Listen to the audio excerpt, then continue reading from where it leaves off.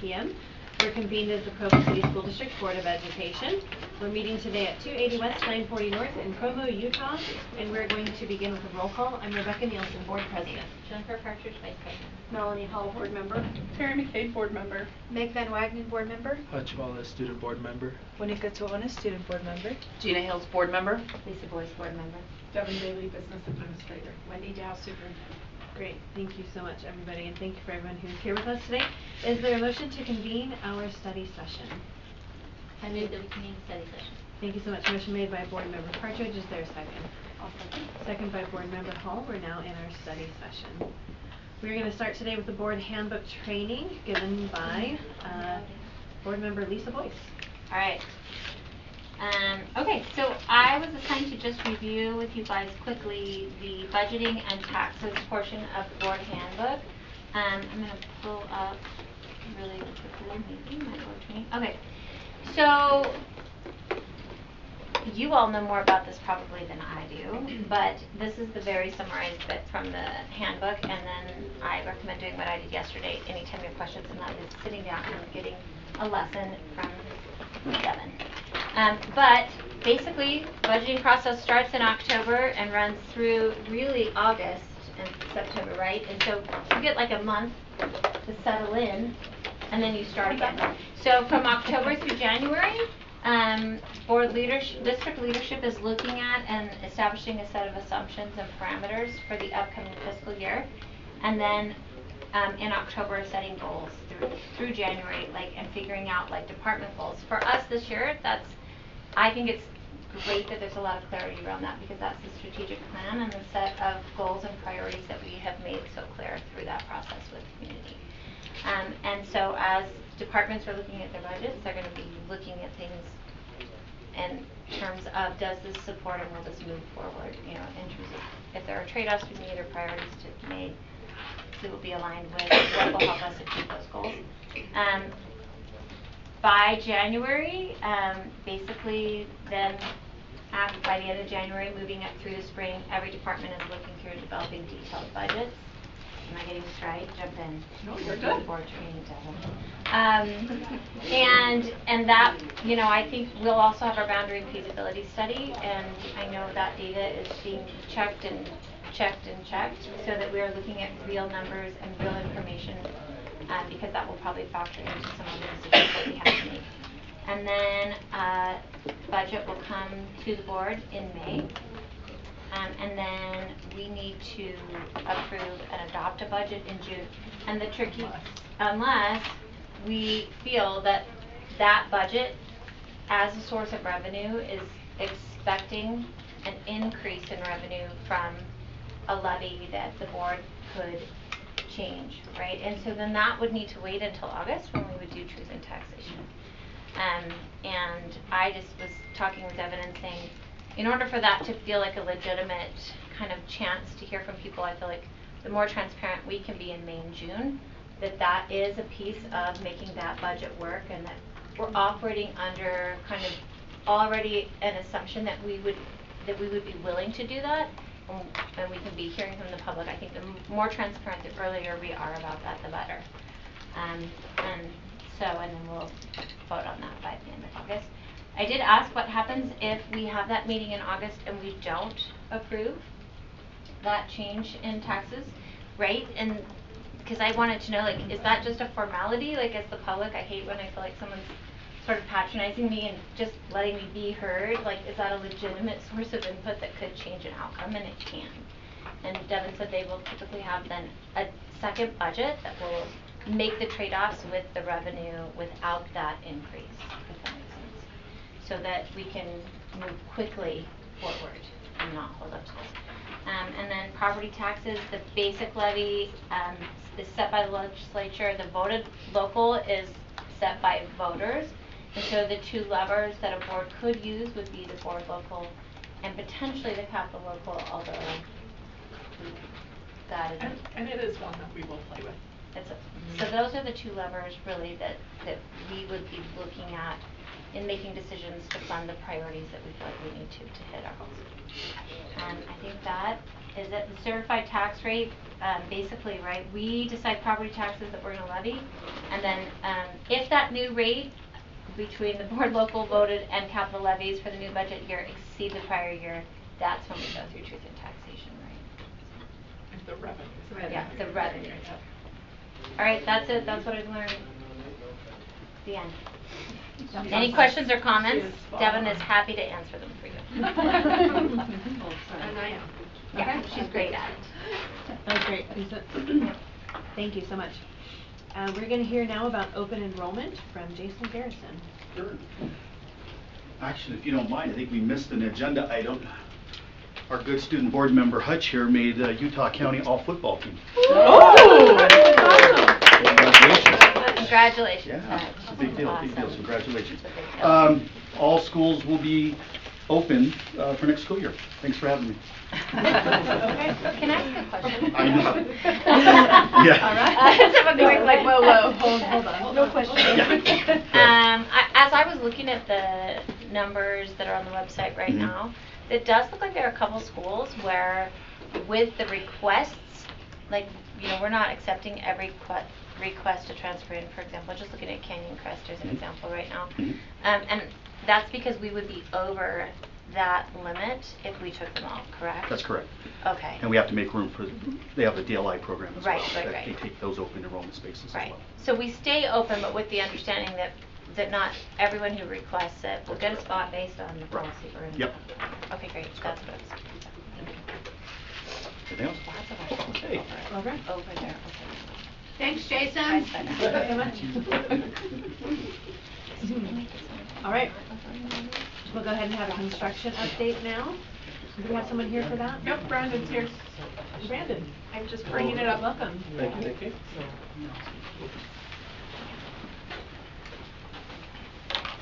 It only downloaded as a PDF, but No, that's fine. There weren't any fancy drone videos this time. Sorry about that. So the PDF should work just fine. okay. Okay. Starting off with Wasatch. This is an older picture, but you can go to the next slide or page. Sorry.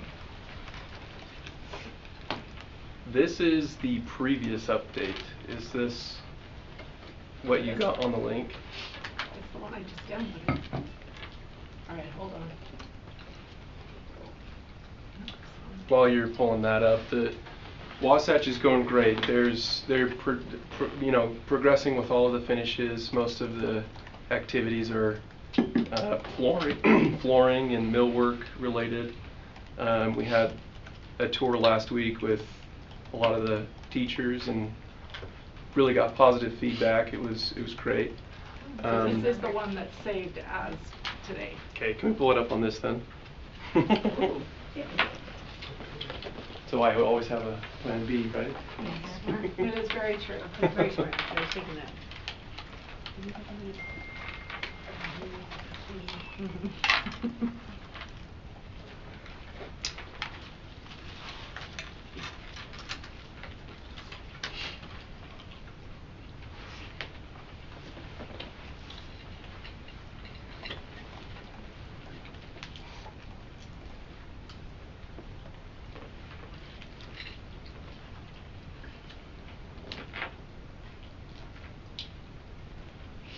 That's different. Perfect. Okay. Sorry about that, Devin. The link that I sent probably was wrong, but we got it. It's okay. So, okay, if it'll pull up. Okay, this is looking a little bit better. Let's go to the next slide. This is showing some of this metal paneling that we have on the exterior. Again, most of the activities are inside, being finishes and whatnot. Let's go to the next one. Again, a close-up picture of what that metal paneling is going to look like. It's going to be green? It is green. Okay. Yeah, is that the only part of the school that's green?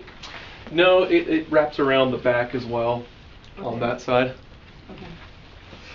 And is there color green? Do they have other school colors green?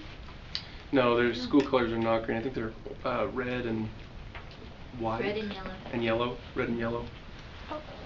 Where did the green come from? Just curious. Yeah. There's been a lot of study through FFKR with, you know, the way that colors work with education, I guess. And so the design wasn't so much to incorporate the school colors, because they'll adopt and put in whatever once they move into the building. But it was more geared towards like a healthy education environment, if that makes sense. Yeah. So that's kind of the analysis they did, and the colors they came up with were more blue and green. Yeah.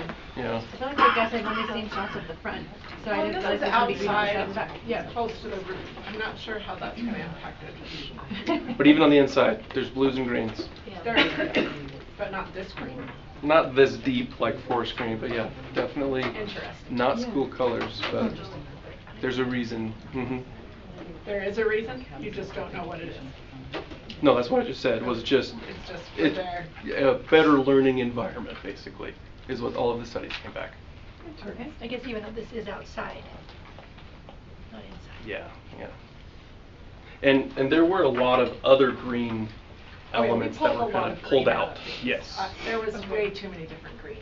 There was a throughout lot. the building. So a this- lot of this that was is now not what white. we saved. Okay. Mhm. So we saved a lot. I just had never seen that this was gonna be green.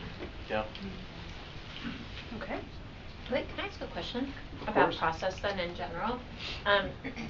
As we're going through this process, like this feels like maybe everyone at the table didn't know about it.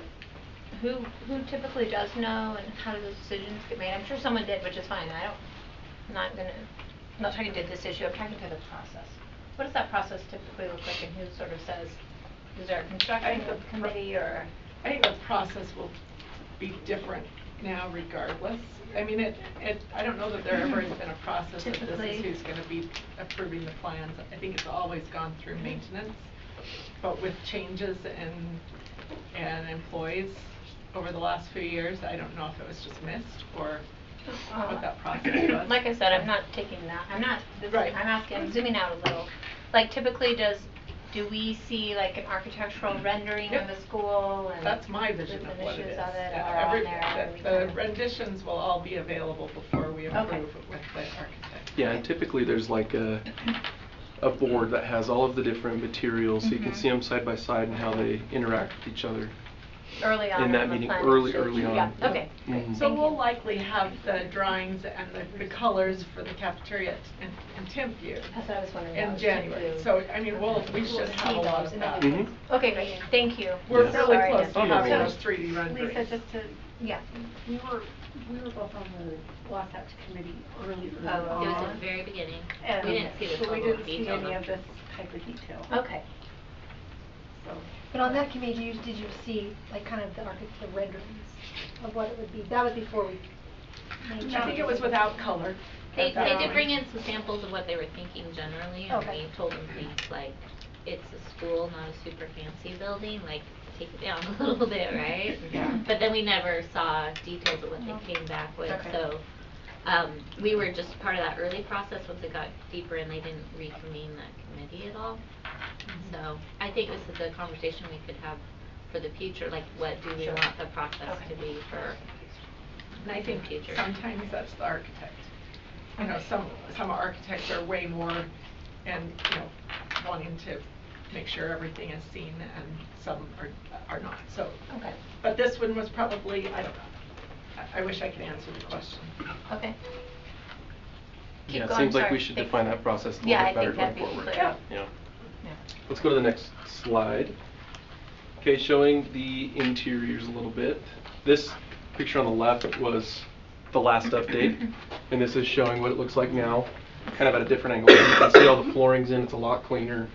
The lights are in on the ceiling, so let's go to the next one.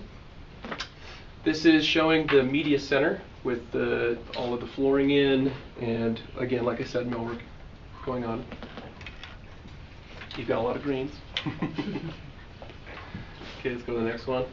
Let's see, this is the staff lounge, and then the art room. Same activities here, just finishes, and then this is the view from kind of that upper walkway out to the the city. So yeah, I think that's the last slide on this one actually. So yeah, were there any other questions on Wasatch before we move to Timpview? Everything's on time, is what you're saying? Yeah. Okay. Mhm. We took the teachers, the Wasatch teachers through the school on Friday afternoon. They physically walked through with their tape measures. And we're excited about seeing the space so they could know what to prepare for. And so one more time, that date is that we're opening January 15th will be the first day of school. Okay. Timpview. So this is showing your mechanical area. Because last update we talked about the roof being critical path and it wasn't quite sealed up yet, so that's all been done now. They have the mechanical going in.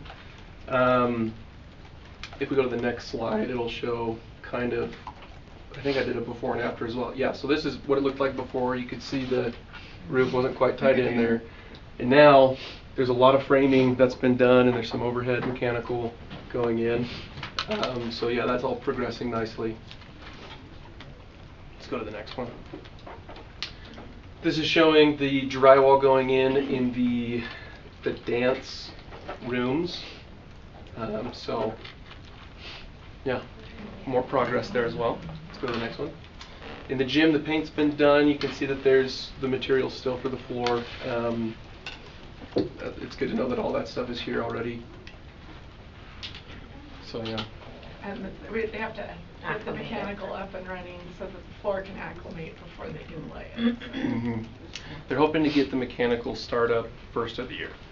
So That's when this learning stair will also be able to be opened, right? Or is that the that'll different be the mechanical? 19th. The rest. So February 19th is the date that will be. Mm-hmm. This is showing some of the overhead MEP activities. There's a lot more in the ceiling than last time, so it's good to see that progress. And that is it for Timpview.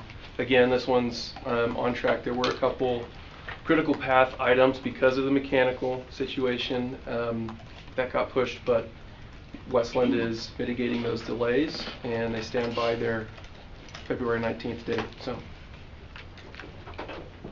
Yay. Thank you. Yeah. Thank you. It's Thank you. looking good. When you go in there, they've taken down some of the Big order. big plywood down, and you can Oh, see yeah. into the, it makes it exciting. It makes looks feel really big. good. Mm-hmm. Any questions for Brandon before he sits down?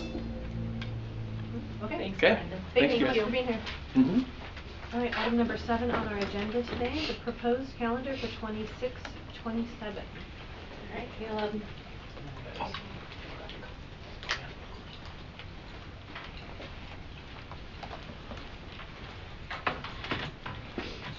Hey, so we recently completed our survey for the 26-27 proposed school year calendar. In board docs, you should see the results of that survey as well as the 3 options that that were presented to the community. We had just under 3,000 people respond to the survey. About 50% of those are parents, then a pretty even number of students and employees. So yeah, you can see the results. Calendar A was pretty far and away the preferred choice in all 3 groups, and that is the calendar that was most similar to what we currently have been doing with our calendars. So a little bit earlier start date in August, our full breaks, and then out before Memorial Day. And so we are recommending that you guys approve that calendar tonight, unless you have questions that you want answered about the process or the calendars themselves. This one was the most like the ones we've had Yes. frequently, right? Yes. Yeah, so the other 2 options, I believe calendar B was start a little bit later, have your full breaks but end after Memorial Day, and then calendar C was start later, end before Memorial Day, but shorten breaks within the year. It is interesting because so many, I hear often, right, like, oh, we need school to start later, but clearly once given that option and what the trade-offs are, this still seems that Yeah. people rather start earlier and have their breaks and get out before Yeah. June, right? And At this, least those who took the survey. the calendar this year, the way it lined up, allowed, we weren't looking at the August 12th, 13th start date. Yeah. Every year it might be a little bit different where We were able to push it back a little bit Yeah, this year to the 19th, 19th, yeah. even with our normal process. But going forward, that might not be the case. But yeah, that's helped it out this year. Quick question, in years past, what people taking the survey, what have those numbers been? Like, is this 3,000 typical, or? It's a little bit more. We're usually in the 2,400 to 2,600. Okay. So it's a little bit more this year. So in the future, I know in the past, we've always kind of looked at NEBOs and Alpine school districts to make sure we align. With Alpine splitting into 3, are we gonna have to look at 5 different districts then? So try to align, or? yeah, there's a committee with UVU, MTech, the districts in Utah County that Jason and I typically meet with. The meeting didn't happen this year. Last year we decided to not have that meeting because we always aligned. But going forward, we'll continue to meet with those groups, and I imagine they'll pull those new districts in once they're created and operating.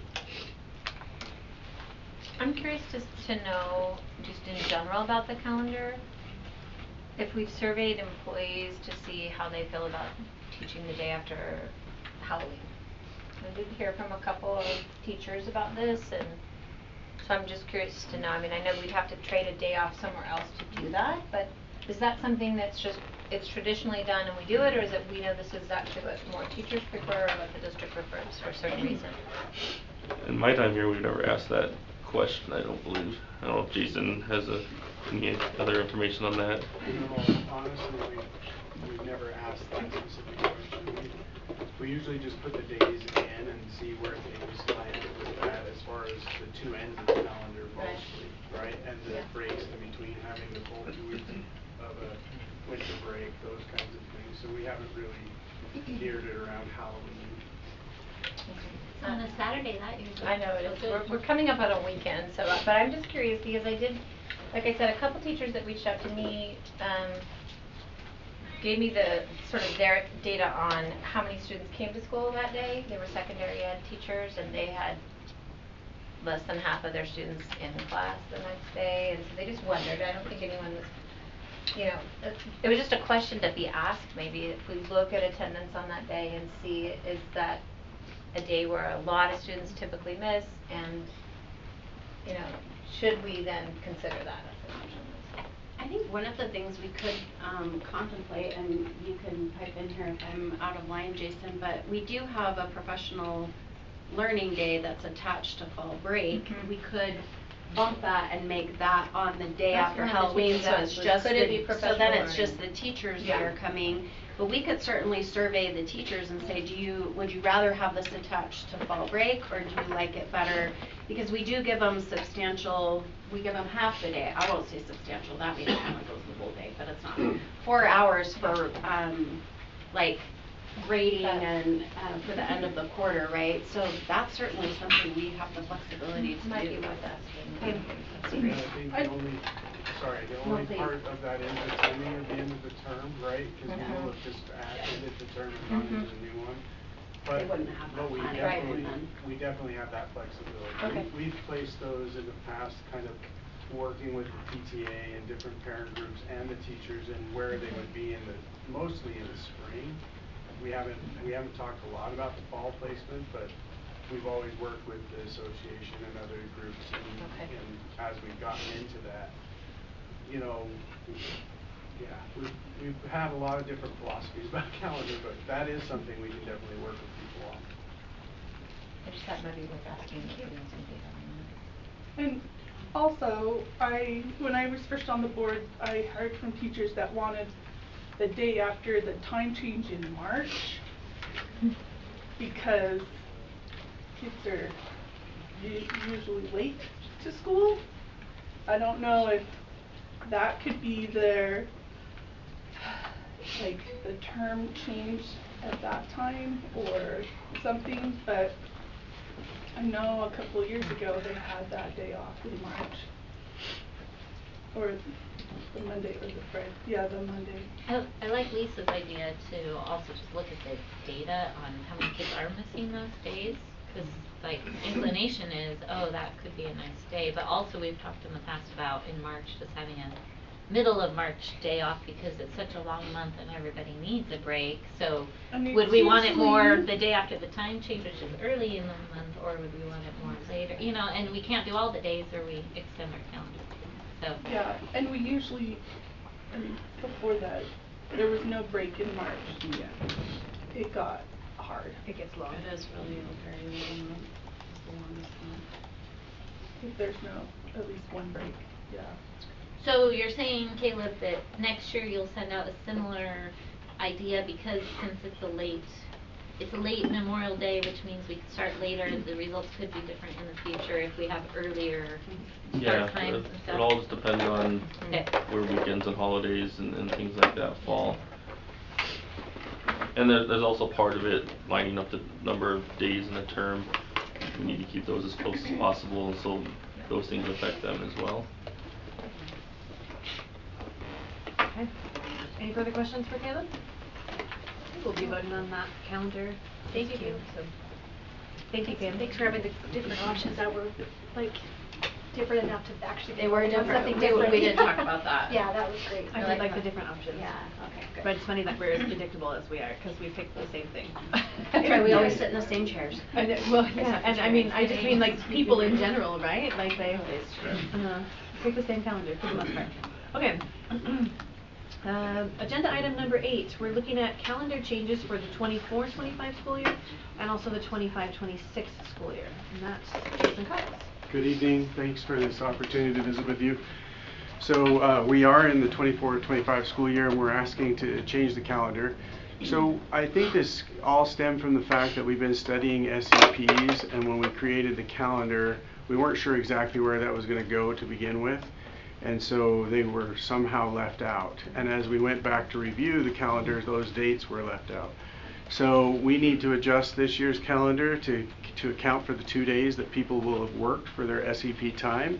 And we are proposing that we ask you to approve tonight to remove the last 2 days of the calendar. So we'll get out on a Wednesday instead of on a Friday. And we will have used the 2 common comp days at the times we normally do, which is the Wednesday before Thanksgiving and the first day of spring break. So that's the first update. And then we also noticed that next year's approved calendar doesn't have it in either. So we brought that to you with the 25-26 calendar, and that one we're proposing that we move 1 day further start date wise. So it went from a Wednesday to a Thursday, and we couldn't go 2 days because starting on a Friday is really strange and not really a great idea, right? So we moved just the 1 day forward, and then we added 1 day to winter break. And so the common comp days would be put back in doing that, and it balances out, leaves the term days the way they are, those types of things. So any questions with either of those? Yeah, go ahead. So I know I brought this up last time and I can't remember the answer. Well, I know the answer was no, but I can't remember why. Why can we not instead, especially for the one for the next school year, I see that both of these calendars don't have a day off in March, which is something I thought we were moving towards doing on a regular basis. Is there a way we could do that instead of like starting the school year a day later or ending earlier? We could look at next year. You know, this year it does. I proposed that earlier, but it made the year anyway. It made it a little difficult this year based on timing and those kinds of things. But next year we could definitely look at that. I think the reason why we haven't done the common comp day in those time frames is because everybody typically wants the Wednesday before Thanksgiving off, and they want that day off. Oh, for sure on that one. Right, and then moving where we make up the day, like you're suggesting, we can work with where those fit. You know, we just needed to be able to make sure we put them back into the calendar, because otherwise we'd be asking our teachers to work 2 more days than are actually in their calendar. So. Do you want us to consider moving those to March? Is that something that you as a board would prefer instead of for, not for this year, Right, we have our for A day and B day, and do not mess with the sacred AB That's what it schedule, was. but the. So here's the other caveat, is if you move them to March and we don't have other spaces to adjust backwards, like it, we would then cause us to go after Memorial Day, based on the current approved calendar. You also don't have any PD days or common comp days on here, right? Don't those get filled in as we get closer? No, they to- are, they're On the 25, 26? Yeah. Not marked in on- color. They're not marked in color. But They're the- November 26th and April 5th. But the PD days, we usually do kind of work to set those after we actually go into negotiations, because we sometimes do, that was the conversation we had about the March date, was that we moved it into March as a common, as a PD day, so it was a work day but not a school day for students. But like I was describing, unless we move the two start days at the beginning of the year back, we would have to move the calendar the other direction if we put this day into March. Or you'd have to take a day off of Christmas break or spring break. Yeah, or we'd have to something cut like other that. breaks that are currently already built in there. So can we ask PEA to find out if teachers want this day off in March? Or? I mean, I would like the opportunity to survey my members rather than just speak. My personal opinion may vary from theirs. There has been a request that we've discussed in the secondary parent-teacher conference committee to have either a day off or a work day the day after parent-teacher conferences because we stay so late, the day before. So, I mean, there was no decision made. It was just a suggestion as how to make that time less painful for teachers. So that could be part of the conversation. But I don't think it would be fair for me to speak for my members on this without consulting them. Did it not also have to do with the end of the term as well, though? Didn't we want to give teachers an extra day at the end of the term? So they We could would like an extra day at the end of the term, yes, but. In March? Yeah. I mean, this is all for next calendar year, this year, correct? Yeah. Yeah, if we could leave this calendar year with ending the 2 days earlier, that'd be great, I just don't because have any of heartburn timing. about that. Yeah.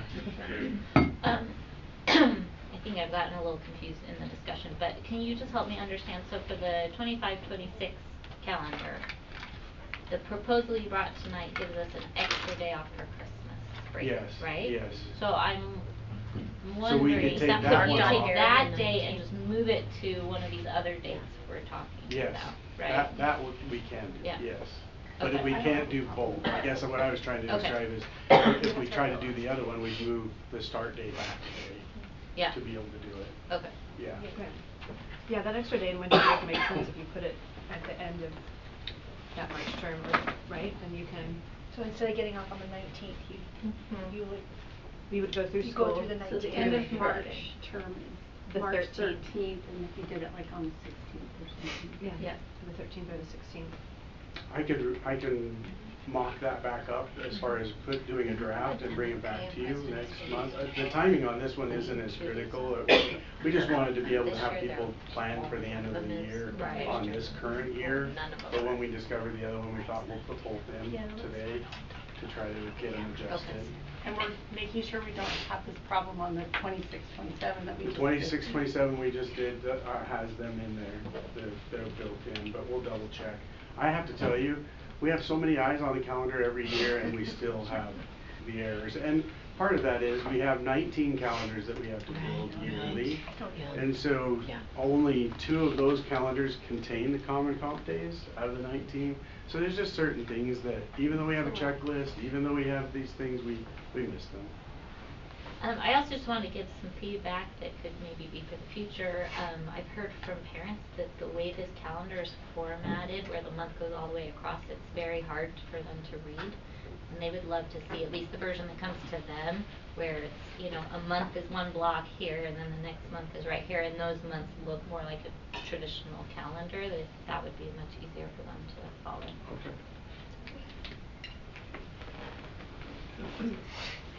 We don't envy your calendar job. Thank you for Well, putting so much Caleb's work into taking this. a lot of it on now, so we're splitting the time. So thank you, both of Thank you. you. So are we then tabling the 25, Yeah, I was just gonna say, do we want to table 25, 26? 26 Yeah. till next time?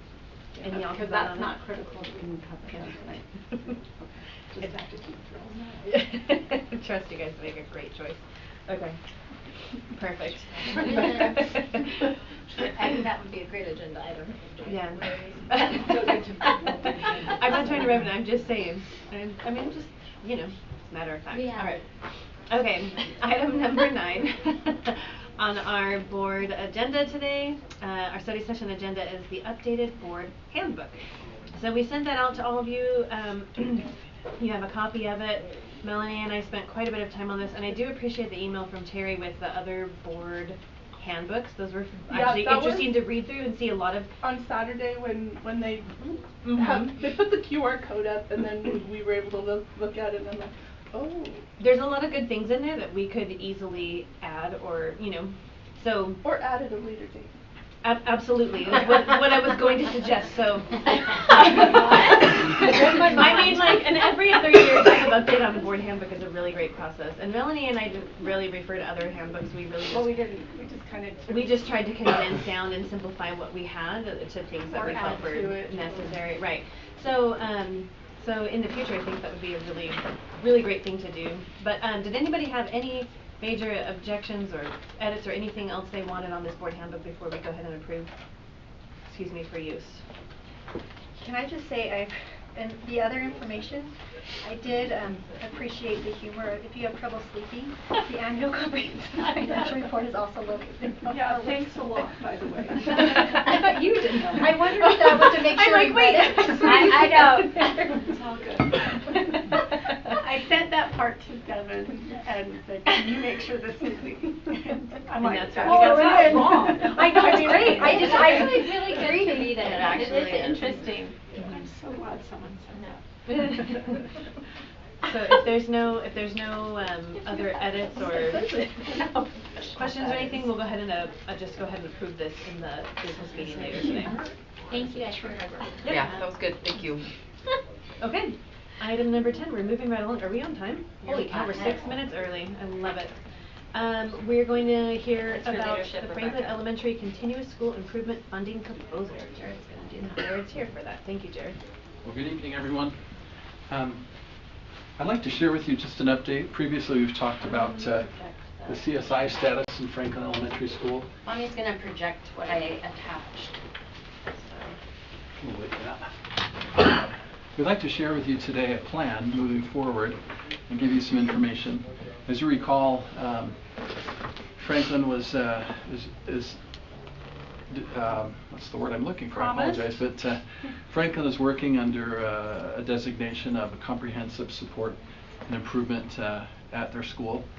And a few years ago, we received some funding of about $160,000 to help support the school. At that time, we hired an assistant principal and an instructional coach mid-year, and we set aside some financial resources for professional development and some instructional assistance. That money has become available again, and that dollar amount this year is about $170,000, and it allows us to spend that over the next 18 or so months once it's finally allocated to us. Since the last time we've met, there's been a couple of things that we've done. We've provided more clarity about behavior and overall PBIS expectations at the school. We provided clarity about the school improvement plan and having the teachers and their work align with that plan. Focusing on individual student data, each teacher receives the data related to each one of their students specifically, and they work on specific goals and interventions for each of those students. There's more of a laser focus on that work.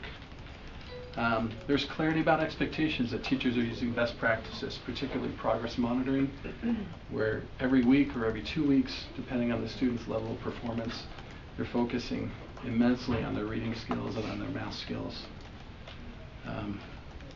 In addition to that, there's really an alignment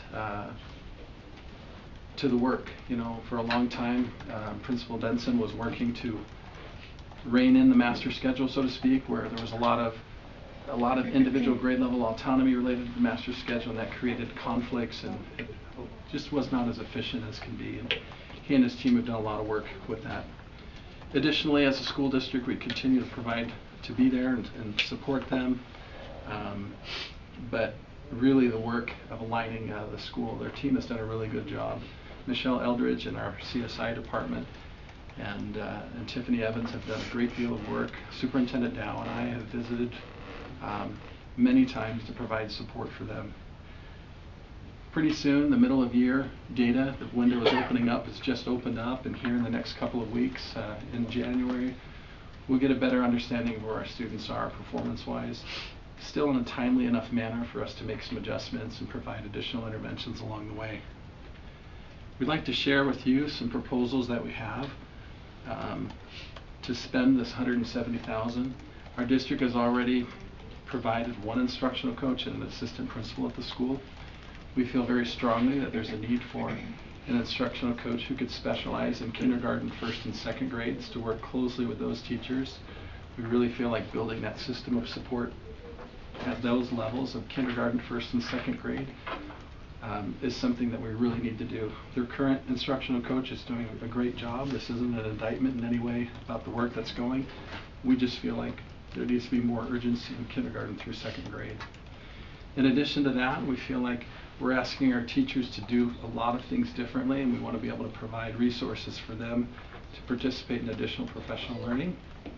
And Principal Benson and his team feel that there's a need for a few additional instructional assistants so that they can truly differentiate with all the vast needs that are occurring at the school. And so, as a leadership team at the school and working with the principal, at the district and working with the principal, we feel strongly that the CSI plan is the best use of those resources moving forward, and we wanted to keep you apprised of that today in the study session. And I can answer any questions that you might have related to that. Any questions for Jared? So this plan, it's not going to affect this funding until next school year, or is it sooner than? Once the resources are available, we would hire this instructional assistant mid-year, or this instructional coach mid-year, and then we would move into the next school year and determine how to continue to fund that. Because that funding would go through the next school year, and we'd be allowed to, we're looking at a year and a half of an employee with this. So it's more funding. immediate. Correct. Do we have any idea when we might get that funding? Perhaps Michelle could answer that, but there's a lot of it's coming, Okay. it's coming, and sometimes the wheels of state government are a little slower. So we anticipate that by the first of the year or the middle of January. So. Just to give you a little perspective, the Title I funding for this year that started in July just was awarded by the state. So they're generally about 6 months behind on getting us all of the money authorized and approved through the grant system. And we have written notice that we're going to receive these funds, and if our business administrator feels like that IOU is good enough, we could act on that, right? So. I promised her that we weren't going to do that until the money was I don't trust much that the state says until I see I can actually. Obviously, we'll, as soon as that funding becomes available, we'll begin to act on that immediately. As soon as it's released in Utah grants, we can go ahead and authorize it once they've put it in there. Gina. 120,000 for an instructional coach. I don't want any instructional coaches watching thinking It's for a year and a half. You are okay. So it's for okay. It's also for benefits, and someone with the early literacy expertise that we're looking for is going to have a pretty significant resume. Okay. So they're gonna be a specialist, if you will. They're gonna have a pretty hefty skill set there. That goes along with my question. I was just wondering, do we have somebody like that in our pool that we've already got? Yes. Okay. I have someone I would You really have like to. somebody. I have many people in mind actually Okay. that could serve in that role. So. Any other questions? All right, we look forward to giving you more information as to how they're progressing throughout the year. So, thank you. I wanted you can sit down, Jared. It's okay. I just wanted to add something based on Lisa, you asked a really good question when Principal Benson was here. You said, what is it that the teachers are identifying that they need to be able to be successful? And as Jared and I were talking with Jason Benson and Lance Vandermark, one of the things we did talk about was, do we take our middle of the year data and then set up almost like a bonus system for the teachers that are meeting those goals by the end of the year. My concern became that they'd be so obsessed with meeting the goals when we haven't, 13 of the 17 teachers are within their first 2 years of teaching.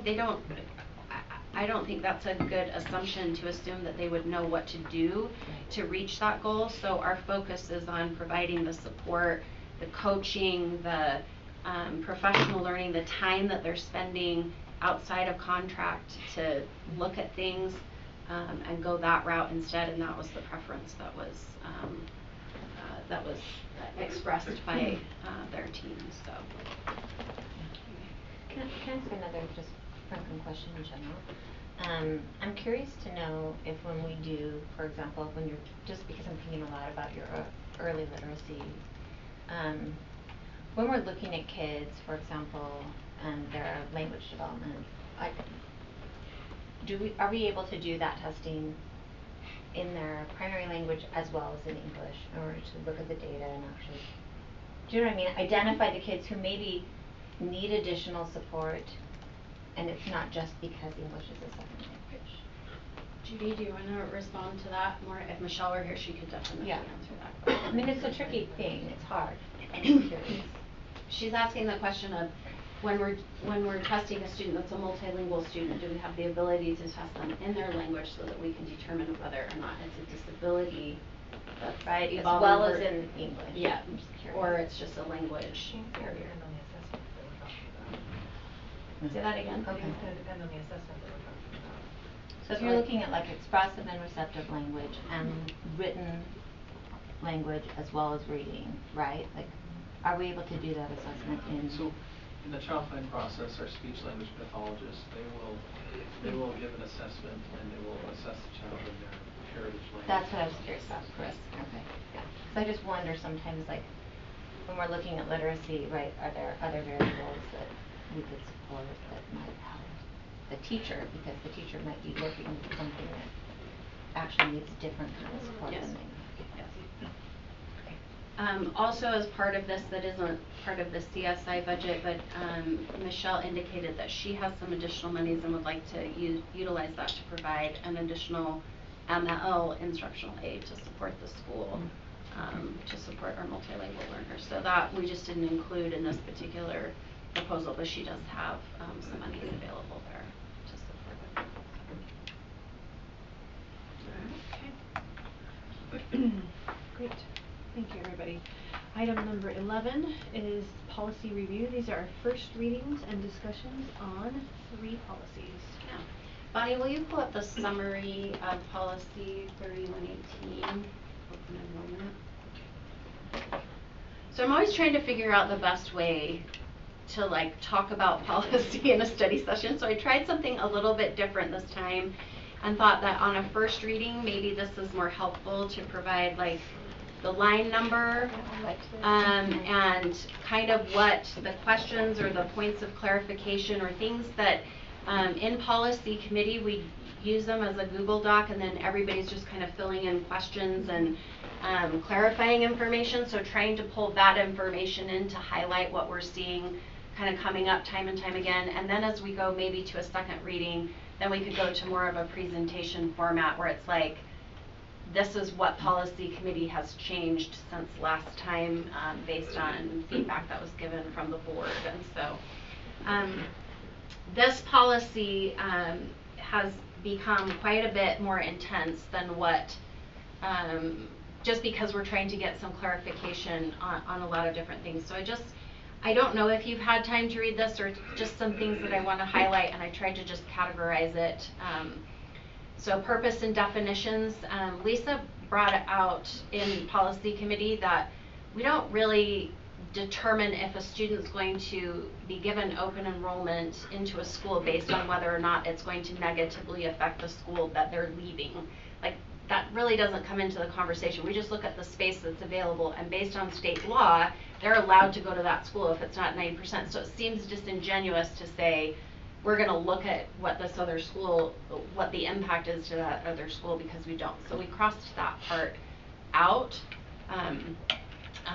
because that just really isn't anything that we do. And then we added definitions of maximum capacity and adjusted capacity because those were things that are showing up on that enrollment website on student services, and nobody knows what those terms mean. It just says in state code we have to have them, and so we added those specific definitions. And then also added a definition for early open enrollment threshold and late open enrollment threshold, so you're understanding that it's based on the time period and also what happens with grade reconfiguration.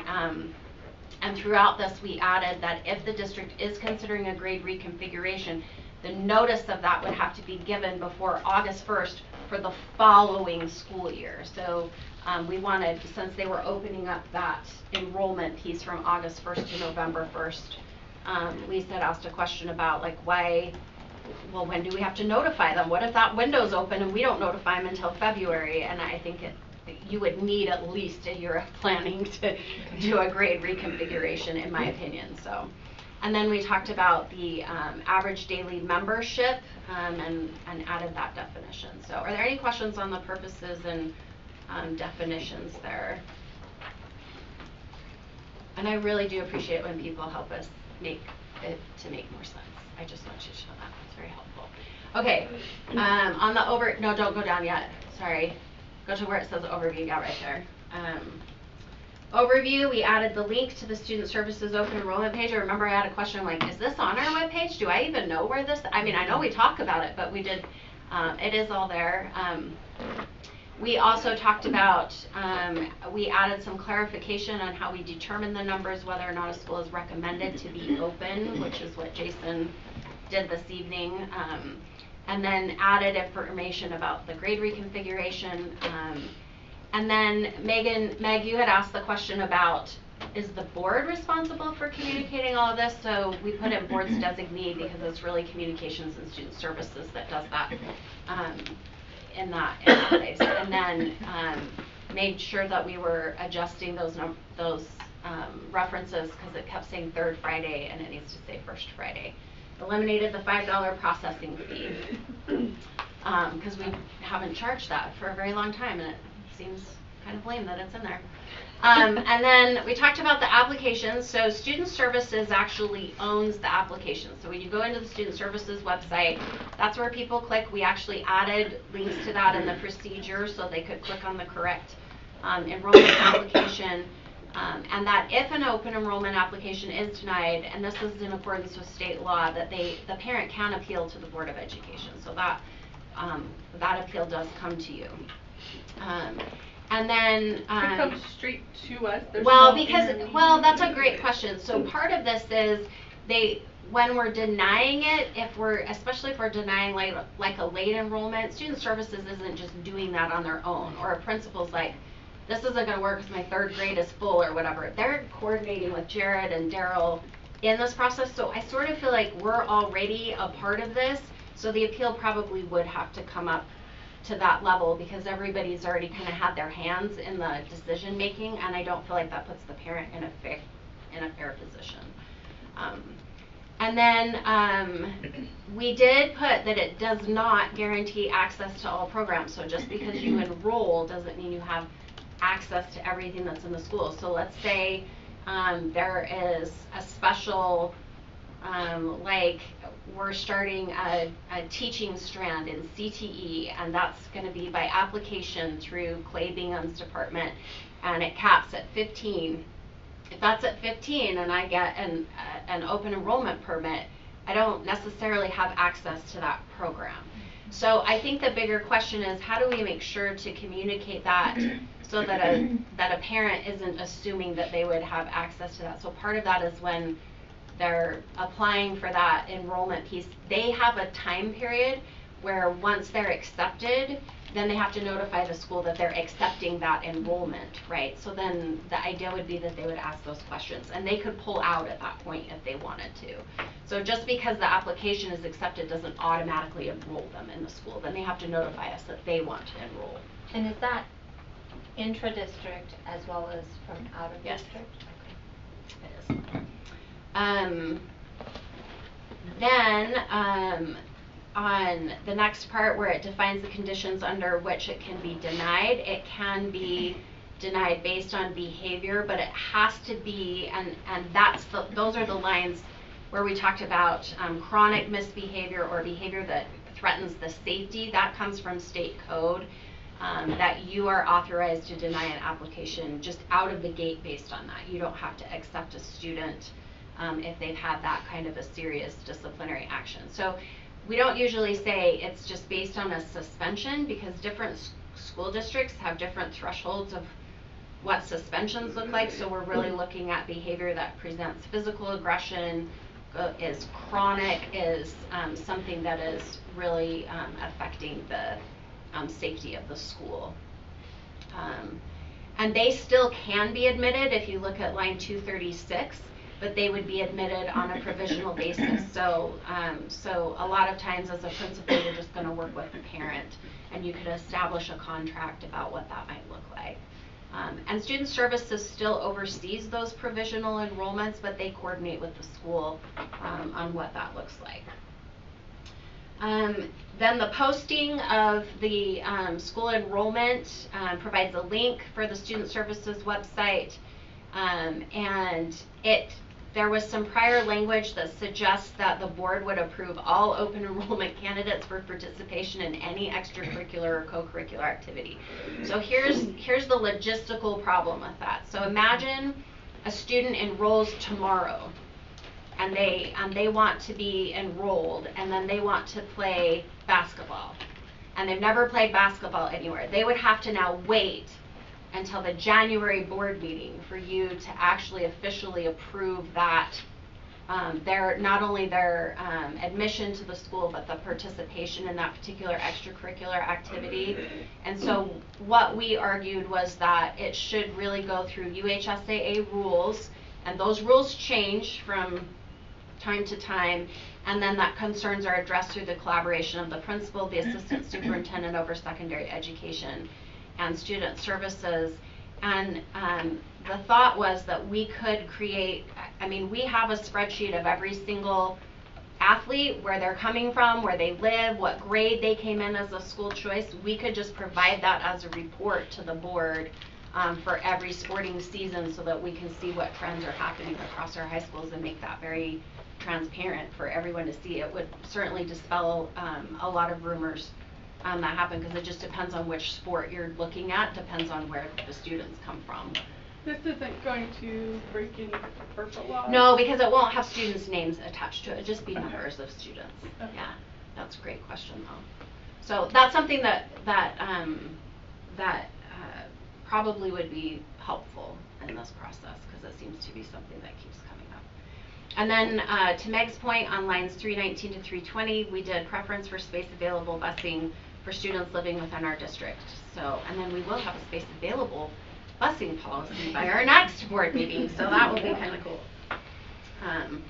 Then withdrawal, charter schools, and exceptions, just talks about withdrawing. If we're withdrawing a student, if we're pulling the permit of a student, then we are required to notify the district that we are revoking that school choice from.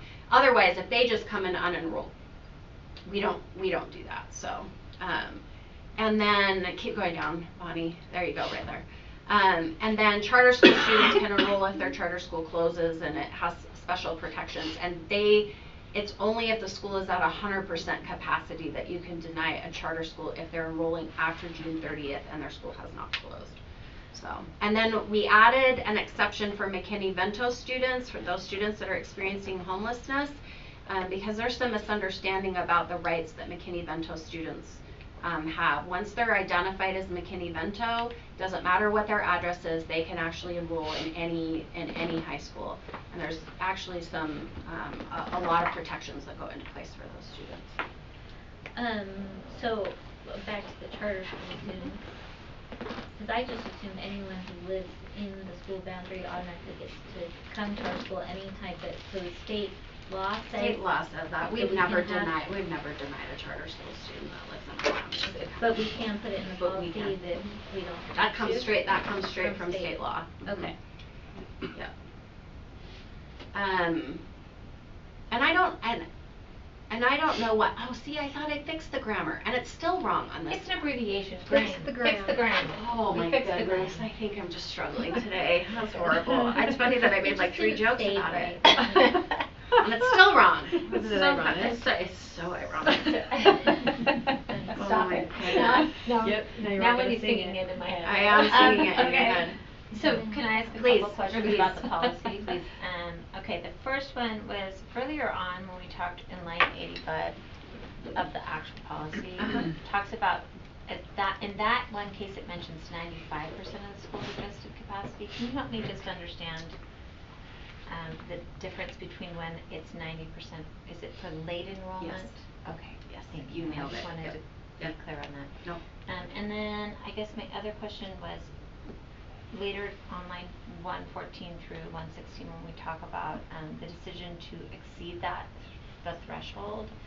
Is that a decision a principal can just make? Is that a decision that comes to cabinet, through student services? It goes through student services and the assistant superintendent and the principal. So, Okay. but they have to recognize once you're admitting one, Right. you don't just get to say, well, these 5 wanted to come in, but I just want this person over here. Right, You can't do that. okay. So once you're deciding, then you're deciding that we're going to go ahead and keep admitting until we hit this number, and then we're going to say no. And that decision can be made school by school, so Yes. not always consistently. It can be made school by school, but it's always according to what we're writing here, it needs to be in coordination with student services and the assistant superintendent. So I had a similar question in that section, and that's actually, I wrote down my question and then later I saw this document and I realized the way you did the summary in here was summarized as like that is when the board declares we're gonna keep it open. Yes. Even if it's full, right? So it's more that we've made a decision to keep a school open even though it's near the threshold? So we just have established the policy. Or is this an individual student by student? No, it goes just through student services. So if a school is sitting at like 98% and somebody shows up at the door and wants to enroll, they're gonna fill out that application. Student services is gonna call the principal of the school and say, you're at 98% capacity, what do you wanna do? And they might say, what grade level is it in? And they're gonna say, it's in 2nd grade. Oh, I only have 22 kids in 2nd grade. That would be just fine to accept that student. They're gonna coordinate with Jared and they'll go ahead and admit that student. It could mean then that the next day somebody comes in, but they're 4th grade and that class is at 33 and the principal says, no, I don't wanna take that 4th grader because I feel like that's putting us over capacity at that point. So that's when it would jump out of line. Yes. Essentially, Yes. it's by grade, like, well, Yes. this grade. Yeah. So you could have potentially, you know, like even if I'm creating this queue of students, say at a high school, you could see a 10th grader getting in and a 9th grader not, because usually our 9th graders fill up much more rapidly, and then you could see the 10th grader being jumped ahead because we have room for them in 4 classes, but we don't have room for 9th graders. But what goes out is, oh my gosh, that 10th grader who went in got in, and how did that happen? And it's like, well, because there actually was room in 10th grade, but we have to be able to defend that position. We have to be able to say, when we look at our average class sizes, in 9th grade it shows this number, that's why we didn't allow a 9th grader, but in 10th grade it shows this number. If we can't show those numbers, then that information is not defensible. So you want us to clean up the language so it reflects that better. I just am still, I mean, talking about it, I understand what we're trying to say. I don't know that reading this, I fully get that, so yeah, maybe we can work on that in this next 2 weeks. Okay, we'll send that back to policy committee and let's rework that. And I had some other questions, but Lisa, were you still going on? No, that's all I need to talk about, to make sure I understood. Go ahead. Okay, line 162, I was just a little confused about, it's talking about notice of acceptance or rejection shall be provided within 2 weeks of the district's receipt application or by the Friday before the new school year begins, whichever is later. So does that mean that they might apply in April and not know till the Friday before school starts? They generally would not. wait that long, but yes, But that's what but it's it, saying. but Is it, that what we it could want to be. say? I don't. Is I that our wanna- intent? I wanna make sure that we're asking student services about that. Okay. There's a reason for that. Okay. That just gave me a little hesitation because Do you have an It idea? feels unfriendly. It does feel strange that it would be the one sooner. It should be whichever one is sooner. Right, it seems like you would wanna say sooner. So what it states here, and this is for, an early enrollment application shall provide written notice of the acceptance within 6 weeks, that's not the This is the late Late enrollment application, written notice of acceptance or rejection shall be provided within 2 weeks of the district's receipt of the application or by the Friday before the new school year begins, whichever is later. It should be whichever is sooner. Go I ahead. think why it might be whichever is later is because with BLI, they work with parents who, some have said, oh, I'm in, and then they'll say, oh, never mind, I've decided not to go. And so they're working with people So they're up to waiting. right before school starts to try to allow them in. And that's the reason I can think of that they might be wanting to say later rather than sooner. I'll bring that to policy committee so we can get that clarified. And if that really is what it is, I mean, I wonder if there's a way to say generally within 2 weeks, however, it could be take as up late until. as, yeah, We maybe Is it as something late that as. shows we really are trying to respond pretty. Absolutely, we can restate that, but I Okay. believe that would be the reason why they might put it that way. And then my last question, line 360. 360? Yeah, 360, below capacity, and then it just ends it. I was just curious why we're not just using our target class size numbers to determine capacity, if we're below or above capacity. That's a great question. And that was written in the policy before, so we can ask that question too. When I looked at this earlier, because we're defining capacity across the board by, the numbers around the building's capacity that's adjusted. It's how UHSAA defines it, for athletics, right? 90%. UHSAA has no They don't? control Oh, over, okay. it's only state For law that athletics. does. Okay. Yep, it's just. I thought that the reason this was 100 though, was because of the state law around charter school students. Yes. Saying there's extra. Yes. You have to make extra space Yes, for charter school that is students correct. returning. But that doesn't answer then the question around capacity being defined by class size. Yeah, and versus just I wasn't sure what that building meant when it size. says it's of your average, so we might already be above what we want to be, but if our average was higher than our target, like, I don't know. We'll get that clarified. Those are questions I have no idea. Okay. I don't know. Me neither. All right, well, we'll figure it out. Someone knows. Other Someone. questions? Let's see. And then I think the procedure, we fixed the grammar, except not on this summary document, obviously. Made sure everything said first Friday. Same type of thing, got rid of the processing application fee. Somebody noticed there was a mistake on the table. I felt like somebody sent me a question about that. Yeah, the dates in the procedure, let's see, 103 area conflicts with the date in the chart. Okay, thank you. That's why we need so many eyes on it. Okay, and then Judy Rose mentioned that we need to ensure that this aligns with our DLI policy. It is, I think this does, but I think there's some changes that we need to make to 4125 to make sure both of those are aligning in terms of the dates. So we'll put that on policy committee so that we can make sure that that procedure is adjusted. And DLI does qualify as a program under this open enrollment policy. And that's why you'll see that I listed some of the examples of what we meant by program, so it wasn't just this vague thing. And then due process procedure, in policy it states that it can go to the Board of Education. So in this procedure, this goes back, and this is what I remember now. This goes back to Terry's question. We've added some layers in that particular piece where they can go to the assistant superintendent, deputy superintendent, and then to the Board of Education. So it doesn't come straight to you. You're welcome. Any questions about that? These are great recommendations, and so this will help us take this to policy committee. Okay, next one. Pull up summary. I know this is so riveting. I know you're all just 3160. That's our next one. This one's a tricky policy. I can find my summary here. So this is student residency, but it isn't.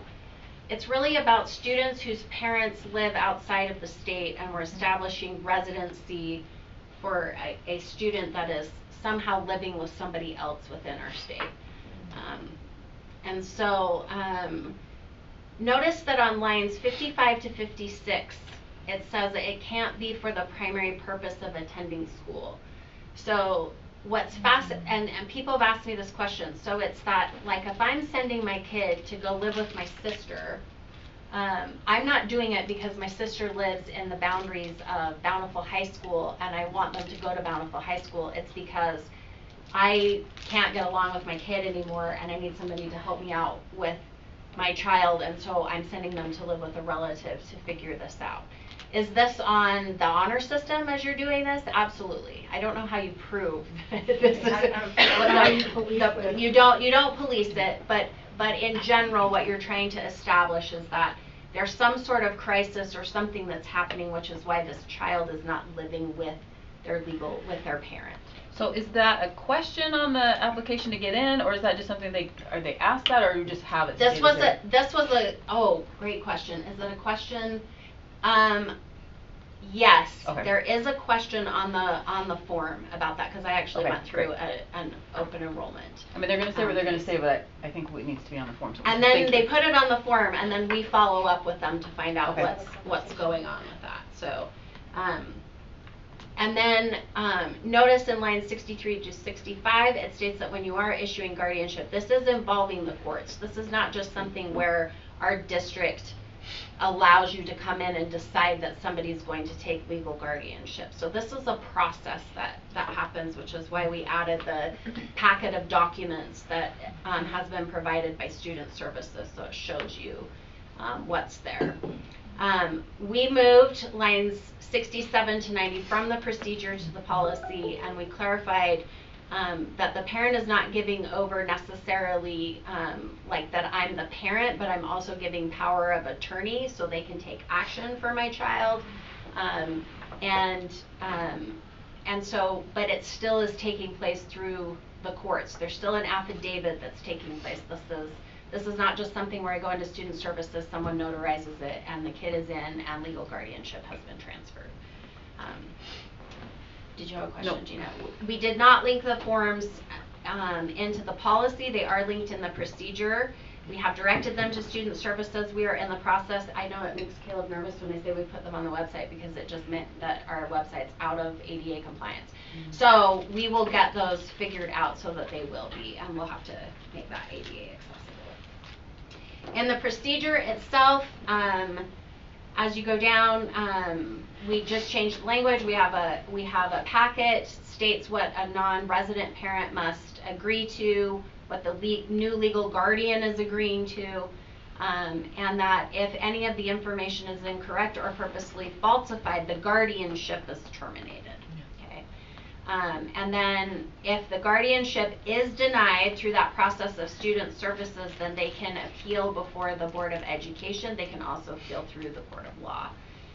And then lines 110 through 133 give stipulations as to why that guardianship may be terminated, usually because either the person doesn't want to be the guardian anymore, or because the parent's saying, I want my kid back.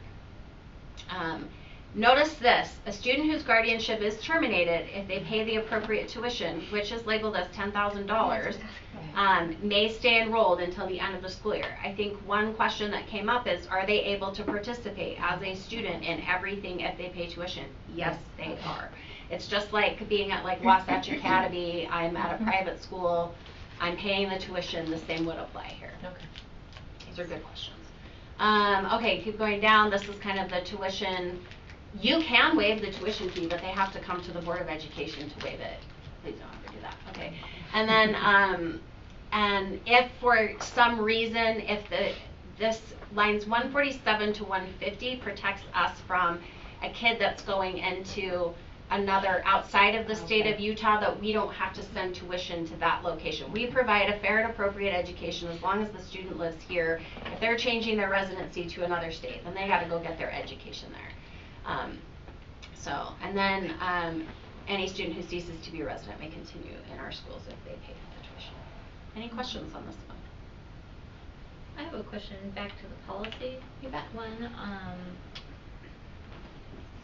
didn't write down the line numbers, but at the beginning, on the first page, there's numbers 4 and 5. Okay. As I was reading 5, it just felt like a more detailed description of 4. It felt a little redundant from 4. What is the difference?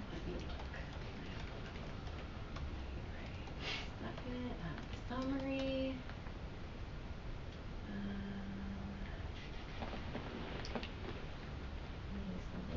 Double check the policy.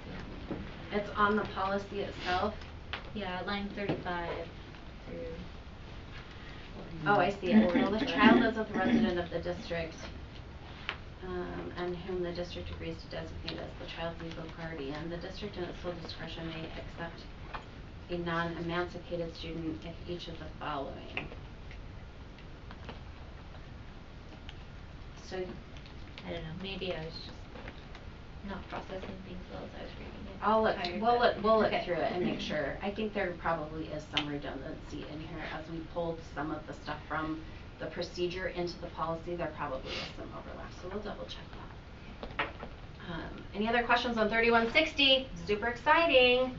So we can decide, it says the district may accept a non-emancipated student as a resident of the district so we can do, because I thought you were saying most of this is decided within the courts. It is decided within the courts, but notice there's something that can trump all of that, and that is if we believe that a student's safety, something is at risk, we can accept it. So, for example, I'll give you a great example. At Jordan High School, I would have students that would, all of a sudden, their parents would abandon them. They would just disappear, and they're living at a friend's house. I'm not going to make that friend go through the process. They're going to be identified eventually as McKinney-Vento, but I'm going to set up that parent as a caretaker and allow them to be a resident of the district immediately. So there are situations like that.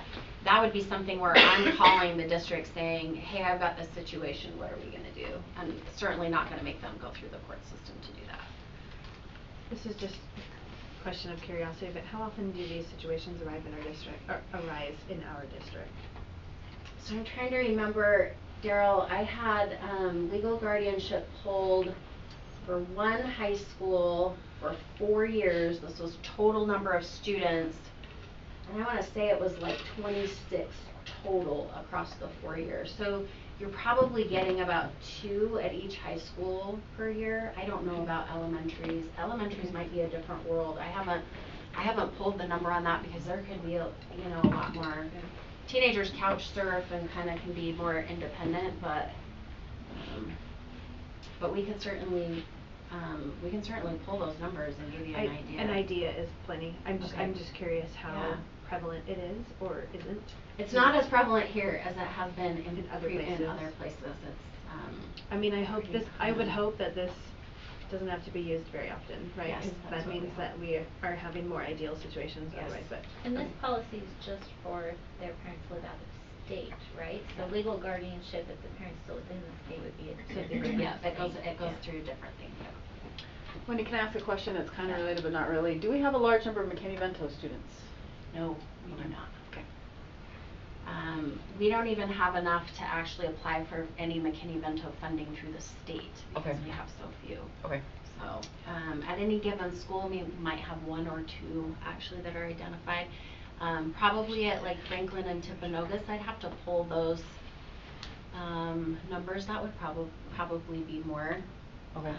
But that includes our secondary students. Forgive me. I'm thinking about it would be more than that, but it's like less than 100 total. It's not a lot, but we can provide a report for you to let you know. That is low down on the list. If you have extra time, great. If not, no stress. Those are great questions. When you sit around and you're like, I wish I had something to do. Yeah. to provide a Yes, report. okay. Oh, I would not pull the report. I have other people who pull the report. It's just if I'm going to make them pull the report. So, okay, let's look at policy 4400, which is assessment and state testing. We used to have this across 2 policies.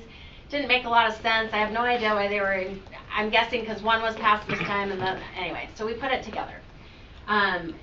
This is really just, we pulled a lot of this, all of the blue items in this were in procedure. We put those into policy as part of the model policy. I had Nate Mitchell update the forms for the opt-outs. We've linked them. They are supposedly ADA accessible, but we'll find out. I don't know, because the state said that they were. So this was a question I wanted to ask you. Teacher, it states very explicitly on lines 35 to 36 that you cannot really, that these test scores cannot negatively impact a teacher, right? You can't punish a school, you can't, or all of these pieces. And so my question is, how does this fit in with merit pay? Like if we're giving, I agree that merit pay doesn't punish a teacher, but it rewards a teacher for significant growth and achievement, and so could this by default be a form of negative impact?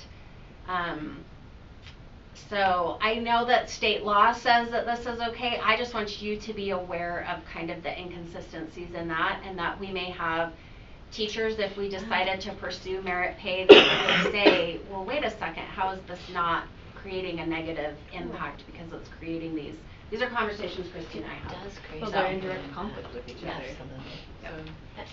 Please. And on that same kind of topic around negative impact students and teachers, I saw that you kind of explain, like, while it legally cannot have a negative impact, in reality, some placement decisions could be impacted adversely. Yes. But because the law says it cannot have a negative impact, then do we as a district provide an alternative placement pathway, I would That's say, great. for someone who's not testing?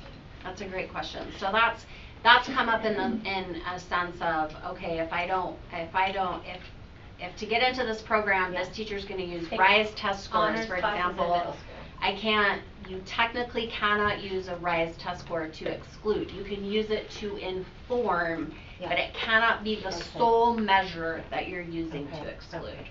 So we do have to be careful about what that looks like. And so part of this too is, for example, if you're going to administer a reading comprehension test and you're going to determine what the Lexile level is of a student, let's say for some reason on that test they test really low, and so now you want to put them into a reading intervention class, and the parent's like, my kid is not low in reading, you can't put them in that class, right? Yeah. And so it's like, well, but this is the data point I have. Well, a lot of times we would go to RISE or Aspire and say, well, they're proficient in ELA and reading, so you're right, let's go ahead and use that score. But if I don't have that score, then I have nothing else to base it on. And so it's not, that's going to be a conversation that a principal's going to have with a parent, and it does make it very tricky. You're not wrong. I didn't really answer any of that. No, I just think it's good to be clear with the public and with our teachers and administrators as well, that in the absence of that data, we have to be flexible actually by law and look at as many factors as we do have access to in making this decision. And then we have the procedure, which is the opt-out forms. It talks about the list of assessments. Notice on lines 69 to 70, if you scroll up a little bit, I think it's up. Nope, down. Just kidding. Nope. Yep, right there. Yeah, keep scrolling. You're perfect. Notice you can't opt a student out of the WIDA access testing because it's a federal test. Now, I will tell you that I personally am not going to fight a parent that doesn't want their kid to go through WIDA access testing. Like, if they're just adamant that they don't want their kid to be tested, but technically we're in violation of federal law. So there has to be a significant conversation with the parent at that point. And then just noting that some of these assessments are required for certification and high school graduation. And then we already talked about this, about contradicting the earlier statement where it can't negatively impact teachers and schools, and I don't feel like that's super helpful. Procedure 2 is all about our homeschool students, our Utah Fits All scholarship students, and private school students. They can all participate in testing and just kind of creates the parameters for what that looks like. So, and then I had a question on lines 203 to 210. We don't have any Bureau of Indian Education schools within our boundary. Do we, it's part of state law, and so I didn't know if you wanted that in our policy. Do we keep that section just because it's part of state law, or do we feel pretty comfortable that we're not going to have any BIE schools ever in our district, which we won't? So does it need to be there? I didn't want to make an assumption. I wanted to ask for your opinion. I mean, it doesn't hurt to have it in there. It certainly does not. And if it How does it affect with Title VI? I mean, what's the difference? Because I'm sure I don't really understand, and I'm sure someone watching has no clue what you're talking about. So Bureau of Indian Education Schools just basically says that they probably wouldn't have the ability to administer these assessments, so we would be required to collaborate with them, even though they may be on federal property. So there's some concerns about who has jurisdiction over that. That doesn't impact our Title VI students that are Native American students because they're not on a reservation. So it's if there was a reservation within our school. This would be like for San Juan County, for example, right. or yeah. Say that we don't need it. Yeah, we don't would need just it. be confusing. Okay. Okay. And then I did want to point out on lines 199 to 201 that if you're outside of the school district and you're coming in to take the ACT and you want these accommodations, that's why we need that 60-day window, because those accommodations for ACT actually have to be submitted quite early on, and that's not something we have any control over. ACT completely determines those, what those accommodations look like. So just wanted that clarification there. Any other questions on 4400? Oh, such a riveting conversation. All right. I think I'm behind. No, we're 2 minutes ahead of schedule. Oh my gosh! So those are the three, just real quick, that we are for first reading. So if you have any more, we'll put it up on the website. If you have any more input or whatever, get it in before our next board meeting.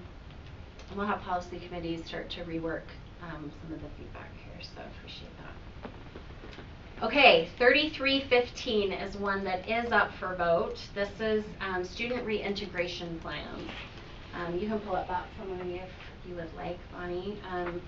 This is something that we've actually had in place for quite some time. We just have not put it into policy as of yet, and so this policy will reflect our current practice and also state law.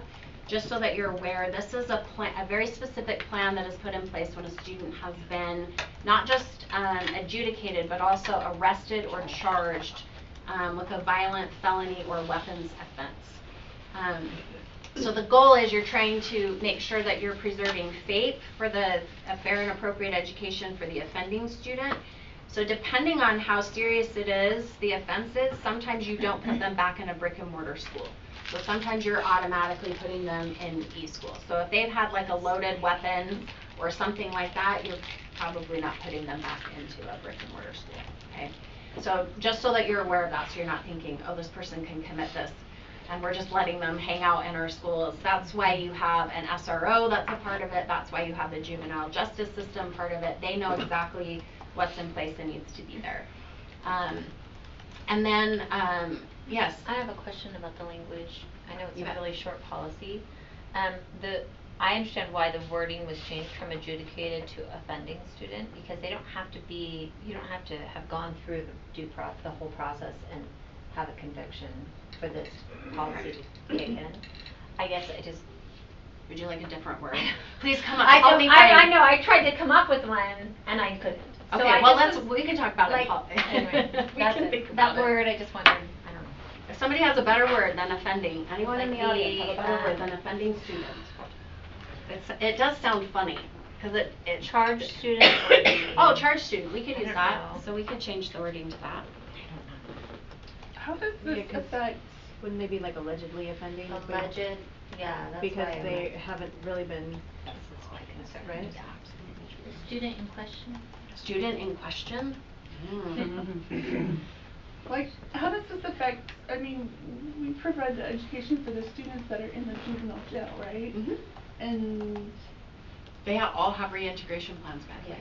Mhm. Every single one of them. okay, I'm just, yeah, how does that affect them, or even the kids at the state mental hospital, or I don't. So a reintegration plan will look different depending on what the offense is. So like if I'm going to Slate Canyon, to their detention center, then it's going to be based on, my privileges are going to be based on whatever that offense was. So my reintegration plan is going to look different, and over time they're checking in, and so they can earn more privileges, right? The same thing happens if they're not at Slate Canyon and say they're at Independence or they're at E-School or whatever that might be. We do exactly the same kind of thing to mitigate that. And I put in the procedure that we were going to add, we already do this, I just wanted to make sure that the procedure reflected it, is that there's a safety plan that's part of the reintegration plan, because it's a safety plan both for the student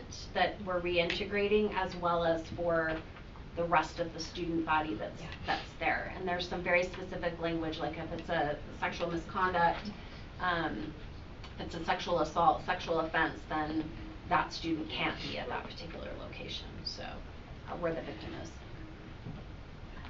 So then, along that line, I was checking my understanding around, like, is this a student who's been just charged or has been adjudicated? Because the title line here says, for students who have committed violent felonies or weapons offenses, and in that first paragraph says we've been tasked with creating these plans for students who have committed violent felonies. So that feels different to me than students who have been charged with committing. So one way, I just wonder which it is. Or is it both? It's both. So any time a student has been arrested, charged, or adjudicated, you will get a notice that comes through the juvenile justice system. I used to get all of those. They send them out on Sunday. It's really great. And then you have until Friday to figure out what to do with that child. So could we just change that language in the title then to say for students who have been charged with committing, because they may be charged and convicted or they may not be, but that way we're just consistent with the intent of this policy. And then that first paragraph, just again where it says who have committed, just who have been charged with committing. Does that make sense? Just that way our intent is really clear. And it's important to note that we don't just base this off of somebody said that so-and-so got arrested. Like we have to be notified through the court that this is taking place, and that's the only time that we take action in this particular instance. I had another question. Would these students already have a parole officer? Some of them do. And they would be part of this integration plan? That's why that says, I think it says juvenile justice system, juvenile justice rep. Yeah. Okay. Yeah, we don't, and they usually just meet with us via Zoom, so they don't come in person, they just meet via Zoom. Kind of talk about, they'll give us an idea of, you know, what the offense was and what kinds of things they feel like need to be in place. They're pretty straightforward, actually, about the level of threat that a student may present. All right, that's all I have. It's all you, Devin. Oh, I had a question. Oh, yes, on the sorry. procedure. Yes. Sorry. No. All the questions. Wait, I was gonna say, we didn't do our budget preparation. Is that you're heading to? She's Okay, done. understood. Got it. So, yeah, the procedure line 2829, the district may only deny admission to the student before the 5th day or development of the reintegration plan, whichever comes first. I was, maybe because I'm not involved with the process, I'm not clear what that means. So you have 5 days to do the reintegration plan. Typically, we don't enroll the student until that 5th day, but it better be in place. So what happens is you're developing that, because it takes a few days to get all of your resources in place. So it'll be like Tuesday, Wednesday, Thursday, you're putting all of that in place, but you have to have the plan and the student has to be enrolled within 5 days. Okay. Does that make sense? I can. Yeah. I think No, we the just safety committee, Jason said that the recent law moved it from 10 to 5 days. Yes, that is correct. Yeah. Big change. Yeah, because it used to be a little bit bigger of a window and it's not anymore. Which is good, because you don't want kids missing out on education. I get that, but. Okay, thank you. I think it's clear enough. Okay. Okay, Devin, I it's have you. to apologize. My contacts slipped out of my eye and my glass case is empty, so I can't see.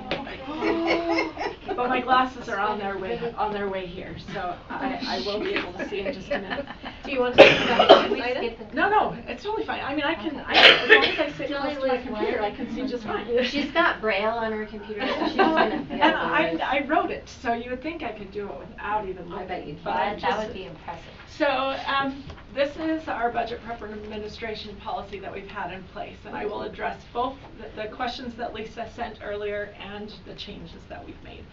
So, on the monthly reports that Lisa asked about, asking if we do that, yes, we submit monthly reports every month to all directors. So that's part of it, is just making sure that we have those reports that are sent out, and they're available to you anytime, not even monthly, they're daily on Domo. So if you ever want to look and see where we are overall, you're welcome to go out there. So that was one question. The other question that you had was about not budgeting based on revenues we can't prove. So it's a little different than the taxes. What it's basically saying is we're not going to go out and say, you know what, I think we're going to get $5 million from state and try to balance our budget with revenue that we don't know if we're going to get. If you're talking about a tax increase, then you have a way to prove that you will be getting that additional revenue.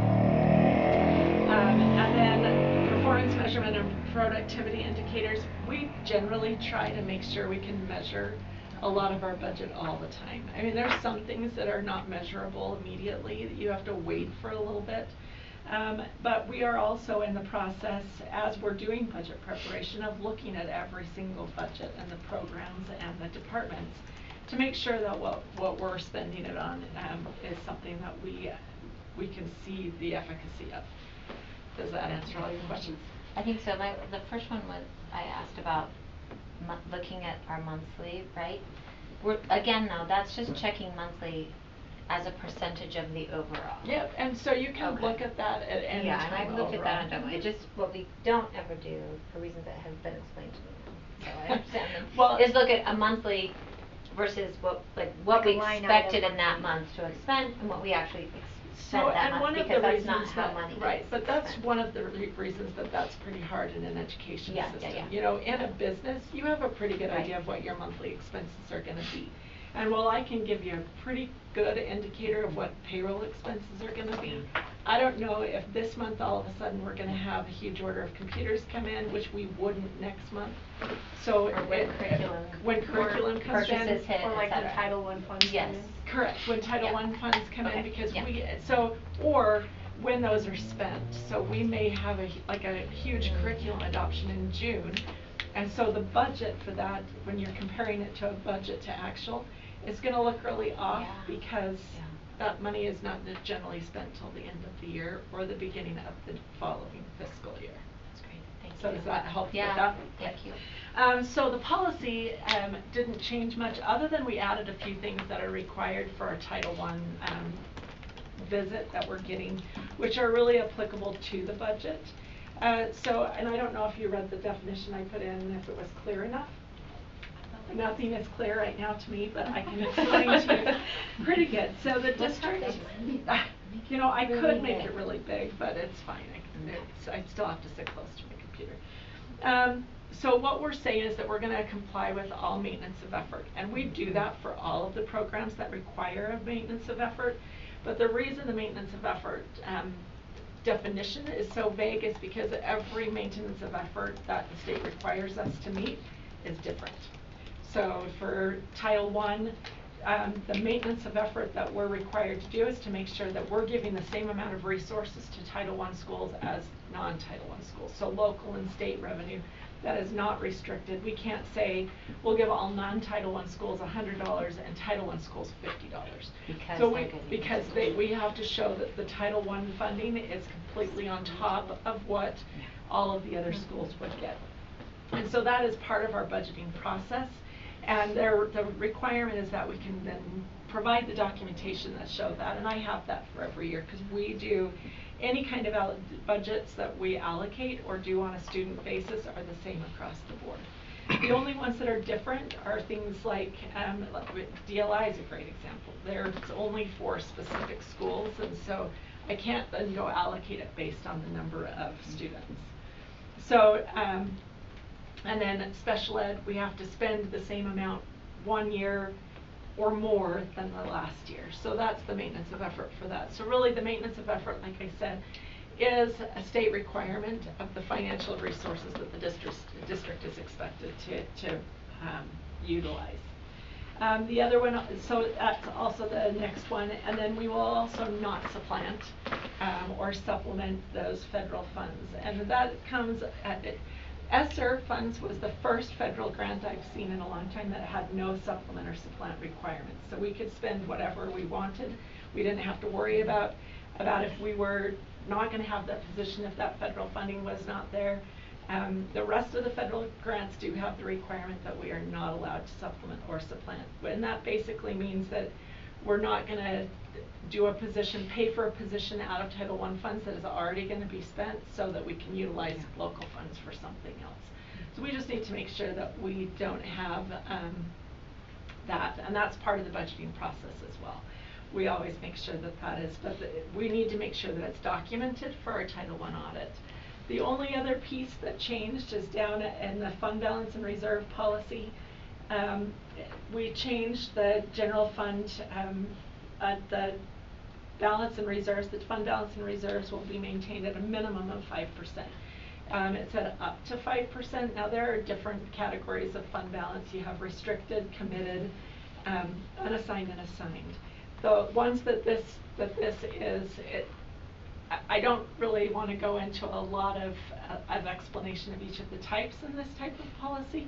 5% is the maximum of what we can have in a committed fund balance, but good practice, and most districts in the state actually have a policy that they want to have 25% in their fund balance in the general fund, which is, you know, government-wide and districts. Now that's a little bit harder to do, and it's not something I don't want to build a fund balance, but I also don't want to go out and all of a sudden spend all of it too. We want to make sure that we maintain enough to react to any kind of emergencies that we may have or a loss of funding.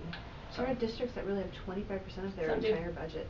Wow. Just of the general fund. Just Okay. I was thinking, holy cow. Okay. Yeah, so some of them are smaller. I mean, some budgets or some districts have a pretty small general fund budget in comparison. They have a little bit more because if they lost some significant state funding. So if we went back to 2009, in the middle of the year, we lost about $9 million of state funding. And so the district had to react to that quickly, and that was either layoffs or a decrease in a contract or using fund balance, which was the point of putting that committed fund balance in place. You'll notice if you look at the riveting act there is a line that says the board contingency. That is the 5% that we have set aside for things that are an emergency, and it can be any type. It doesn't have to be an emergency, but it allows you to respond to something on a one-time basis. It's not something that we would use and then replenish the next year. It's, you know, it's something that we could replenish it as we go, but we don't generally put a large amount in there. So that is the one calculation that the state actually does, is to make sure that that amount is not more than 5%. Any questions? Lisa? I can't. Yes. So sorry. No, you're good. All right, it's just one question. So under the 5th point here about fund balance and reserve, you just explained so well about the general fund and the minimum 5%. But I'm just curious, when we say the capital fund will maintain the minimum balance deemed adequate for emergency repair situations, I feel completely great about that with you in this chair. I'm just wondering if, though, there is any language that might be helpful to add here in terms of best practice or minimum standards, just in general as a policy for the board, because no matter who deems who's it in adequate, and because what is if deemed two different adequate? people deem a different balance is adequate, how would we know to decide that? Like, is that, I can see reasons for not quantifying that, then I can also think of some for putting some kind of quantification. Well, and the difficult part with quantifying this one Yeah. is the levy that's there is very small. So, Okay, and it, yeah. I mean, we talked about, you know, the differences between the levies and how we'll switch it back to the capital, Yeah. so it will be a little bit bigger. But you think about the cost of inflation over the last 10 years and some of these repairs that we've done, that even when we start the process, the cost just looks like it's gonna be 400,000 to 500,000, and all of a sudden it's $1 million. You know, and so what is deemed necessary is, you know, for me, it could be different every year. I would start getting super uncomfortable if I had less than $7 million in there, just because I need to be able to react to things that are an emergency, like Canyon Crest. Right, That's a great example. yeah. That sewer Yes. was just, it was about to drive Right. everybody crazy with as many times as it backed up. Yeah. You know, and so getting that fixed was a priority, but it wasn't budgeted for at the beginning of the year. It's not cheap. And it wasn't cheap, and it was more expensive than what we were originally planning because there was so many more things that needed to be done than was originally planned on. So, I would be super uncomfortable if we got down to. So you have in your mind sort of what you think is the baseline for that. Right, and we have more than that. I mean, we do have a healthy capital fund balance, but that's because we've been super responsible in making sure that we're not overspending. We can move salaries over to the general fund when we can, so we can help make sure that there's enough. And that's when we were talking about the Tempe cafeteria at the beginning, when the cost was between 5 and 6 million. Yeah, you know, we could probably do that out of fund balance but then when you run into well, maybe it's gonna be 10 now. That's just something where you're like, well, there's some there, but then we'd leave ourselves with no way to go and respond to it later. So that's just a question, I guess, for the board, though, for me. Like, do you feel like this language as policy is protective enough around? So the question you're asking, the word's deemed adequate. Yeah, like a Right, should we minimum put like a balance minimum that's $7 million deemed, passive voice deemed adequate for emergency. Do you know what I'm saying? What we could also put, and this probably would answer the question, and also be a really good guideline, is we could put 1 year of the levy minus debt service requirements. Yeah. Because at that point, that is about 10 to 11 million, which is a good amount that we would want to stay within. So that could be something that we change. I don't want to force anything. I just really genuinely didn't know. Like, I don't know that anybody's ever quantified a deemed necessary and Sure. capital funds, just because it Okay. could be different at any time. You know, if we Then I ended don't up care. with That's every fine. school Then less I than just wanted to 15 years ask. old, you may end up with less emergency repairs than an aging district. But it's a good thought that maybe we should think about as we go on. I mean, because you could say like, I want $7 million in there, but it could be a year where we have to spend $10 million. Just knock on wood that never happens. Let's But- hope that never happens. But that could be. Right, and 1 year you may have to go less, and I don't want to break our policy just because right. we Yeah, no, I are, can see that. we have had a big emergency. So I don't want to go out and say, well, now Devin's getting fired because we're less than what Or we would have be to go in and necessary. change policy. That would never be the phrase that would. No. Yeah. So when you deem necessary, it's that's just fine. at that point, you know, we're not expecting any major emergencies right now. We're gonna try not to have any major emergencies. But I think the deemed necessary is probably is probably vague enough, but we can talk about it, we can be responsive to it. Okay, great, thanks. You could debate, okay, what at Yeah, this you moment, could we debate need to talk at- about what yes. we Oh, are okay, doing because sorry. of what's That's coming. No, you're good. No, I think it's a great question. No, I think it Yeah, is a great it's question, and it's a great philosophy question of how do we want to do this. And, you know, if people start saying, well, why do you have this much, why don't you use that to build a school? You can say, because every year we have $1 to $5 million of unforeseen things that happen that we're trying to react to. And if we spend it all and leave nothing there, then we end up with a lot bigger problems. So. Okay. No further questions? All right, awesome. we'll go ahead and move on to item number 13, the Sex Education Committee report. Brian. Is Brian here for that? Yep, he's here. Should I maybe go to the front? Yeah, go up to the front. Don't have to. It's actually for YouTube. YouTube wants to see you. Oh, great. You're I'm a on- YouTube you're star. on- Yes, you are a YouTube star, Brian. Sweet. Well, so maybe I'll just kind of go through what the committee is. Okay. That would be great. So the Sex Education Committee in the school district, we refer to it as the Health Education Curriculum Review Committee.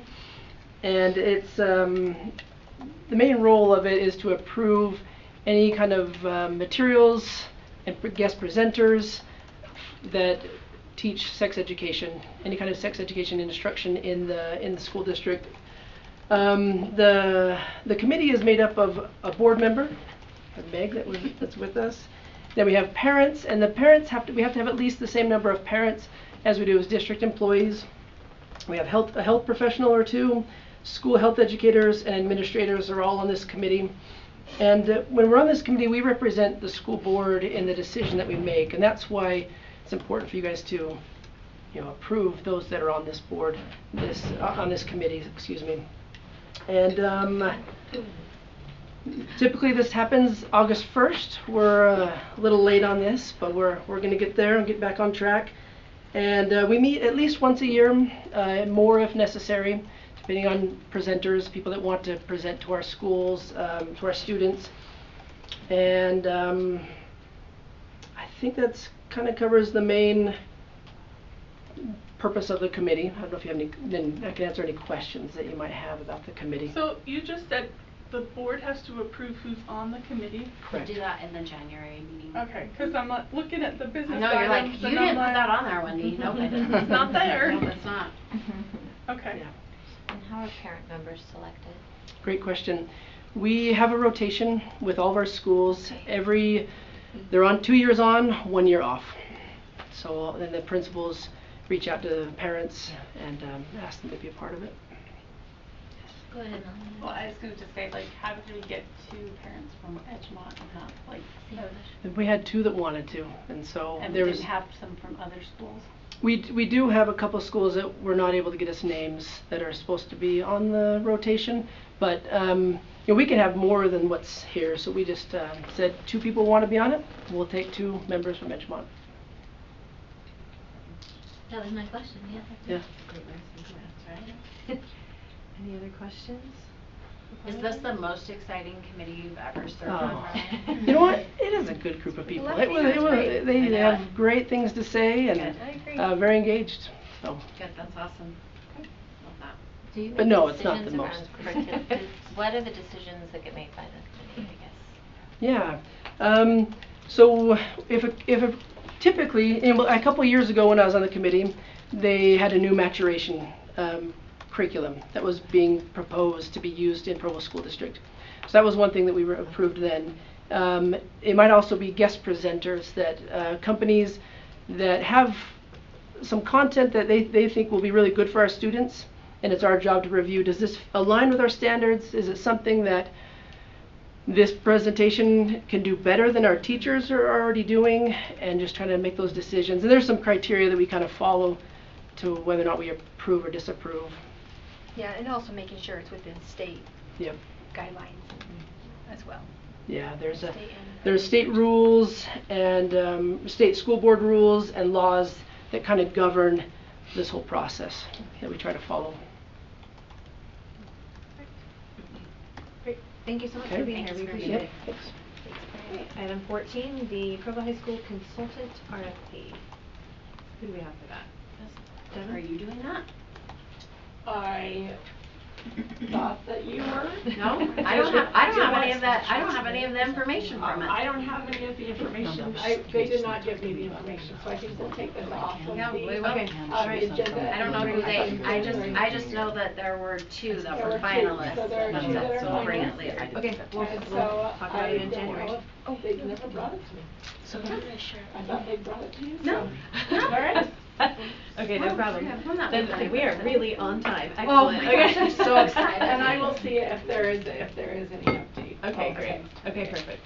I'm gonna have happy to send that to January, no problem. Okay, item number She's 15. like, send it to January. That's not what I mean, but I'm You saying just it said that out doesn't loud. feel like yeah, we have time on that, I think, right? So, okay, item number 15, the Utah Fits All Scholarship discussion. Will you project the attachment that is there? So, just tried to capture some thoughts to allow you to have a conversation about what, if any, would you like our participation to be as a vendor potentially for the students who have received the Utah Fits All Scholarship. Also keep in mind that they have appropriated, I believe it was 70 million, I can't remember if it was 70 or 80 million this year. The number is going to 200 million because they are pretty sure that well, there were 27,000 students that applied. They want to make sure that all 27,000 of those students get the Utah Fits All Scholarship. So that's the amount of money that they're going to need. Well, that's what they're hoping. That's what they're hoping. They have not approved anything. Yes, they haven't approved anything. But. So I just wanted to kind of highlight our current situation. We're currently not a vendor. We have been approached by a handful of parents asking if we are a vendor, if we're planning to be a vendor. And so we need to determine if that's something that we would like to do.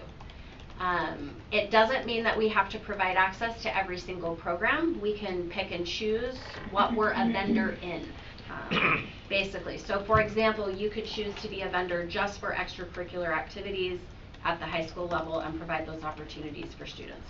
You could say, no, you can't participate in any extracurricular activities. You can only do stuff that's during the academic day. You could do DLI only. You could do only AP and CE classes at the high school. You could do CTE program. You can make it as restrictive as you want to, and so that's something that our district leadership team can help with. I don't feel like there's been a deluge of people that have been asking for this, but I think if they found out that we were a vendor, I think that number would increase. And then if we choose to be a vendor, we need to develop a fee schedule, and the board would need to adopt those proposed fees, and we would need to adopt a policy that is tied to all of the different aspects of Utah Fits All so that there's real clarity about this. Just some considerations. So there are some administrative costs that would be associated with this program, and we want to make sure that we would be capturing those costs. So registrars are going to have to hand enter this in because these students cannot be part of our regular student information system. So it'll add additional, I don't know what the word would be, administrative pieces that they would have to do. Our athletic directors would have additional pieces to manage in terms of like athletic eligibility because they would have to handle like written affidavits from parents stating that their child had reached eligibility, because we're not allowed to require grades or any sort of academic documentation. Just the parent has to say this is what my child has done. Some districts are only allowing students to participate in extracurricular or co-curricular, like theater, choir, those pieces, and not in their academic subjects. And some are restricting it only to secondary students because it can really disrupt, say, class sizes at a grade level. For example, like if you're thinking about third grade and you're sitting fine and then all of a sudden 5 kids move in and now we've got large class sizes, and what if 2 of those kids are sitting in there that are a Utah Fits All scholarship recipient? In elementary, what would they be accessing in elementary school? Would they come for just for like one? They might come just for math. Oh, okay. They might just come for seems reading harder. intervention. They might just come for special education services. Okay, yeah. okay. So they could pick and choose what that looks like. So, depending on what we're willing to do. Okay. So that's why I want us to be really conscientious about what is it that we want to open this up to. Or the Spanish portion of the DLI day. Yep. Oh, I put that on there as well. If they're only coming for the language side of it, not the English side. But we don't allow our current students to just opt don't. into the Spanish portion. Right. No. So Correct. obviously that those would be things we'd So all we're want to not. consider. As Devin and I have reached out to other schools, and as Daryl's had conversations with a couple of other districts, there's usually a basic administrative cost that they they charge right out of the gate of just a flat rate of $100 to just manage. That's for the academic piece or the athletics piece. If you're doing both, it would be $100 for each of those. If you're doing a class, because we're on an AB schedule, it's like $1,000 a class. We'd have to figure out what are we doing at Shoreline when they have 7 periods. If you're going to do it at the middle school, what does that look like? So it would have to be part of almost each school's fee schedule, right, as to what this is going to look like. And then if at some point a student unenrolls, I think we have to state something about there that we don't refund the administrative cost. And what does that actually look like? I think one of the things we have to recognize is IT is going to have to build a separate housing unit for these students.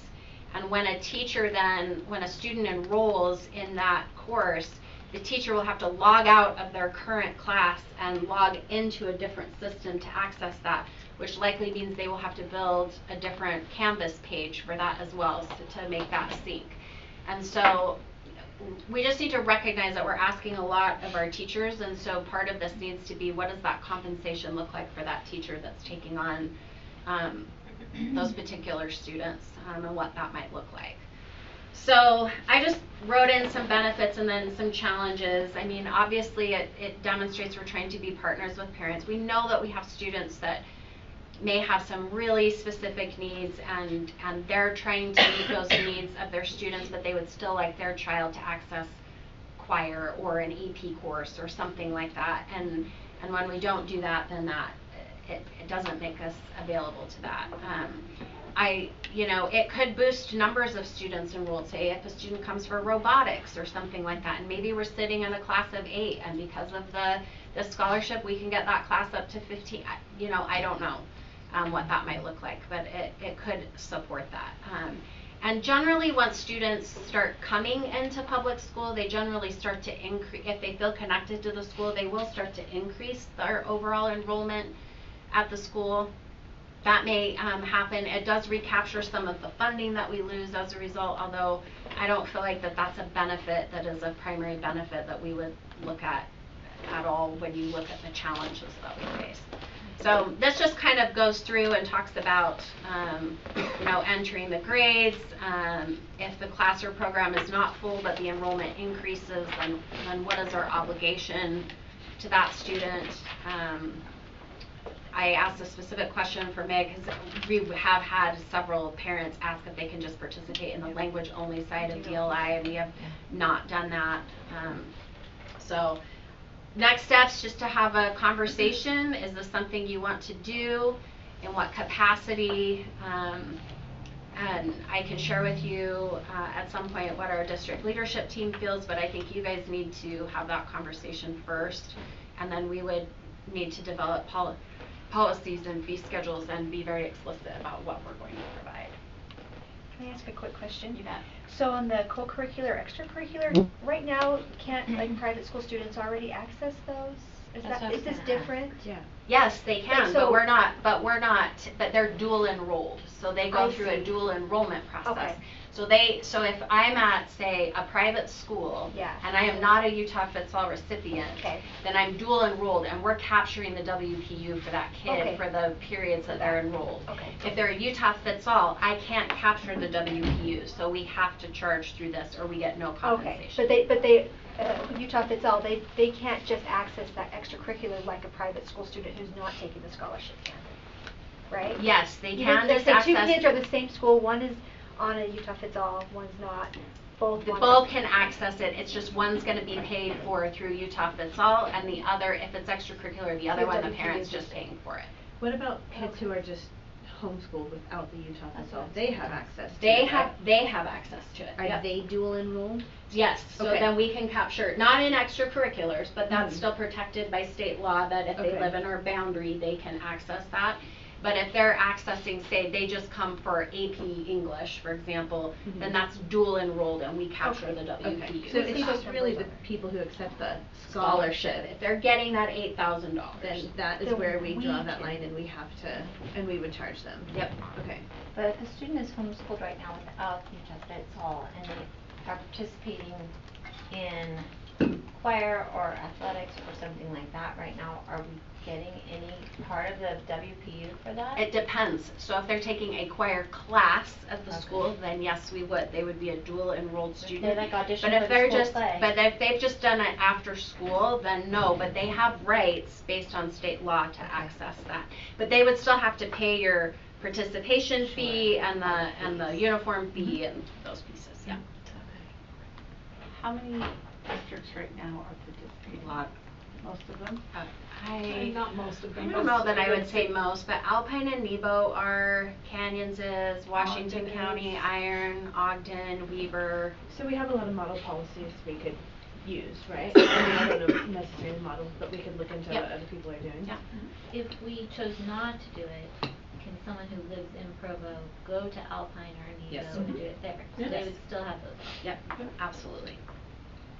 So that's the key is that once a student's Utah fits all, it can be anybody across the state that accesses. Any vendor. Any, Anybody. because they can access any vendor. So it could be a kid that lives in Harriman could access our schools here. Regina. So just to answer your question, or it wasn't a question, but as my feelings as far as, do we offer them programs, for example, the second language portion of DLI? I don't think we should be offering any programs to Utah Fits All that we do not allow our own students to do. Does that make sense? Like, I think that just needs to be a red line in the sand, like we don't cross that. We should not be accepting, we shouldn't be doing that. I think sports is going to be sticky. I don't know if we can pick specific things, but sports gives me heartburn. Wait, can any kid from They anyone already come to have. any school as a Utah Fits All kid and go to any sports program? Really?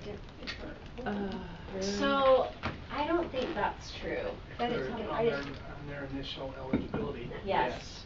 So if Oh, they have that never might be established established. eligibility and they're on a Utah Fits All and they live in, say, Harriman and they want to go to Provo High, then they absolutely can participate in Provo High because Provo High has decided to be a vendor for Utah Fits All. Sure. Any kid across the state can do that. It's just if they have tried out and let's say they played at Taylorsville for a hot minute, then they would have to sit the 5 it would games. still- those rules All would- those okay. rules will still apply There's for some UHSA. But they can already do that through open enrollment, but they would be attending school and we would Yes, capture the WPU. and we would capture the versus- WPU that way. Yep. We would capture. And we can choose the programs, to Gina's question, we can choose the programs that they can. Right, I'm just stating my opinion that specific sports are going to be problematic. I also, like, I want all kids to have opportunities, and I don't wanna come off as being like I don't want those kids on Utah Fits All to have any of the stuff that we have. But I do wanna make sure that our students, like, plays and stuff, if we have some really talented kids come in, that's great, but then what about our kids who are there all the time and who have been there all the time, right? And then they get replaced, and that's sports too. That's my heartburn about sports is how do we not protect? That sounds like I don't want people in, but it's just like how do we make sure that the students who have been here and continue to be here and the families that live here and participate in the public school system, how do we make sure that they have access first, right? They have priority. But what Right. you have to recognize is that you can't do that based on state law. Right, but we don't have to do You don't this. have to open it up, Right. is what you're saying. Right, we don't have to open it up to the Yep. whole Yep. state. It's already happening, and I would not want to open it up further than we already do. It's already open, it's only a matter of do we collect a WPU for that student or do we collect the Utah Fits All? But I mean, I guess it's not in the sense that if they're a Utah Fits All student, Then we have to they do the can't whole do the year. open They'll just enrollment. choose somewhere I'm else just to saying- go. But I'm just They will saying, choose we're somewhere not, else to go. I don't see that as How, a big difference. I guess my question is financially, how much money are we looking at losing right now? That's what I wanted to say. If it costs us anything, like I'm. For No. providing it, I think we're actually gonna it's lose. not providing. I think we're gonna actually Oh, lose yeah. more money because you're gonna lose these Right. students to Utah Fits All, and you will recapture none of it because they'll go to other districts as a result. I mean, right now, what was our number of students that are going to charters right now? Over 1,000. It's over 1,000 that we're losing to local charters as is. So if you take that and multiply it by the WPU, that's a ton of money that we're losing. So now if we pull out however many more from Utah Fits All, that's going to be another portion of money, and you won't recapture that unless you provide some of these things and you can recapture Do we portions know of how it. many students from our district So are Utah Fits All that's right such now? a great question. But were they were they school district students off anyway? Or do they live Or in were the they- boundaries? I'm just. Were they already This is just some data that I think would be Yeah. interesting to So have. If they were already homeschool students, they're not coming back. No, you're correct. You're correct. Not necessarily. They might. I mean. And well, and a lot of homeschool students do come back for secondary. Secondary. Like they are often homeschooled for elementary and then they re-enter, maybe not necessarily in middle school, but they do by high school. That's just the trend statewide. What's fascinating is the Superintendent's Association has asked ACE, which is the Utah Fits All company that's providing all of this, for the data based on per school district, how many kids. They have not produced any of that. We have asked them because we need to know if a student has an ID number and if like they are collecting that. It's hard to get that information. I don't know if that's just because they're just getting going or what's happening there. So we're working with them to see what that is. So that's information that we can request and say how many people are living within Provo City School District that are actually benefiting from this.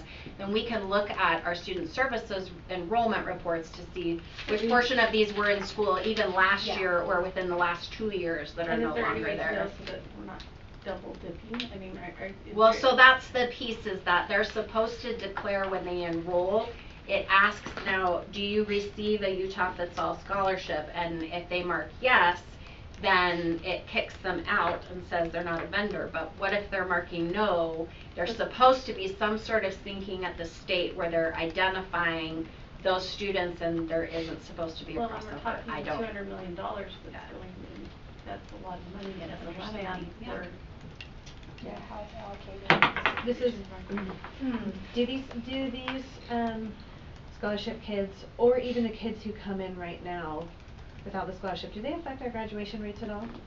So the Utah Fits All would not Okay. affect our graduation rate. A homeschool student that is dual enrolled, as soon as they're dual enrolled, that would count.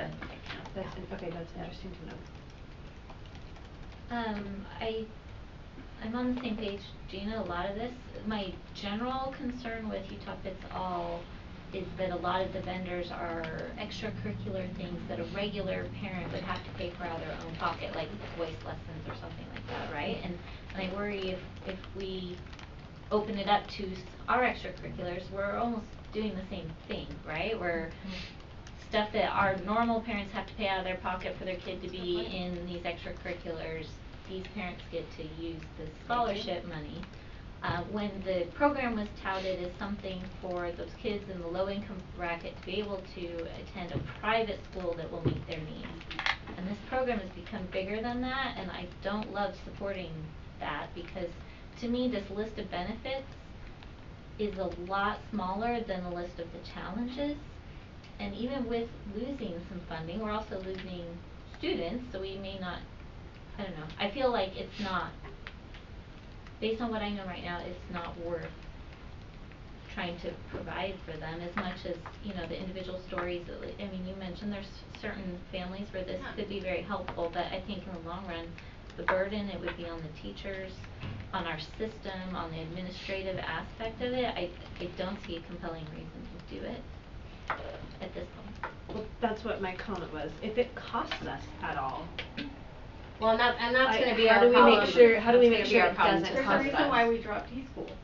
Right. That's why I asked about the graduation rates, because we dropped e-school for that reason, because we had so many kids coming in from all over the state, and then it was affecting us negatively. But a Utah Fits All won't do that. Is I there mean, any if way they to do it. ask, like Nebo and Alpine, if they're recruiting? Yeah. And is there any way to get like actual numbers?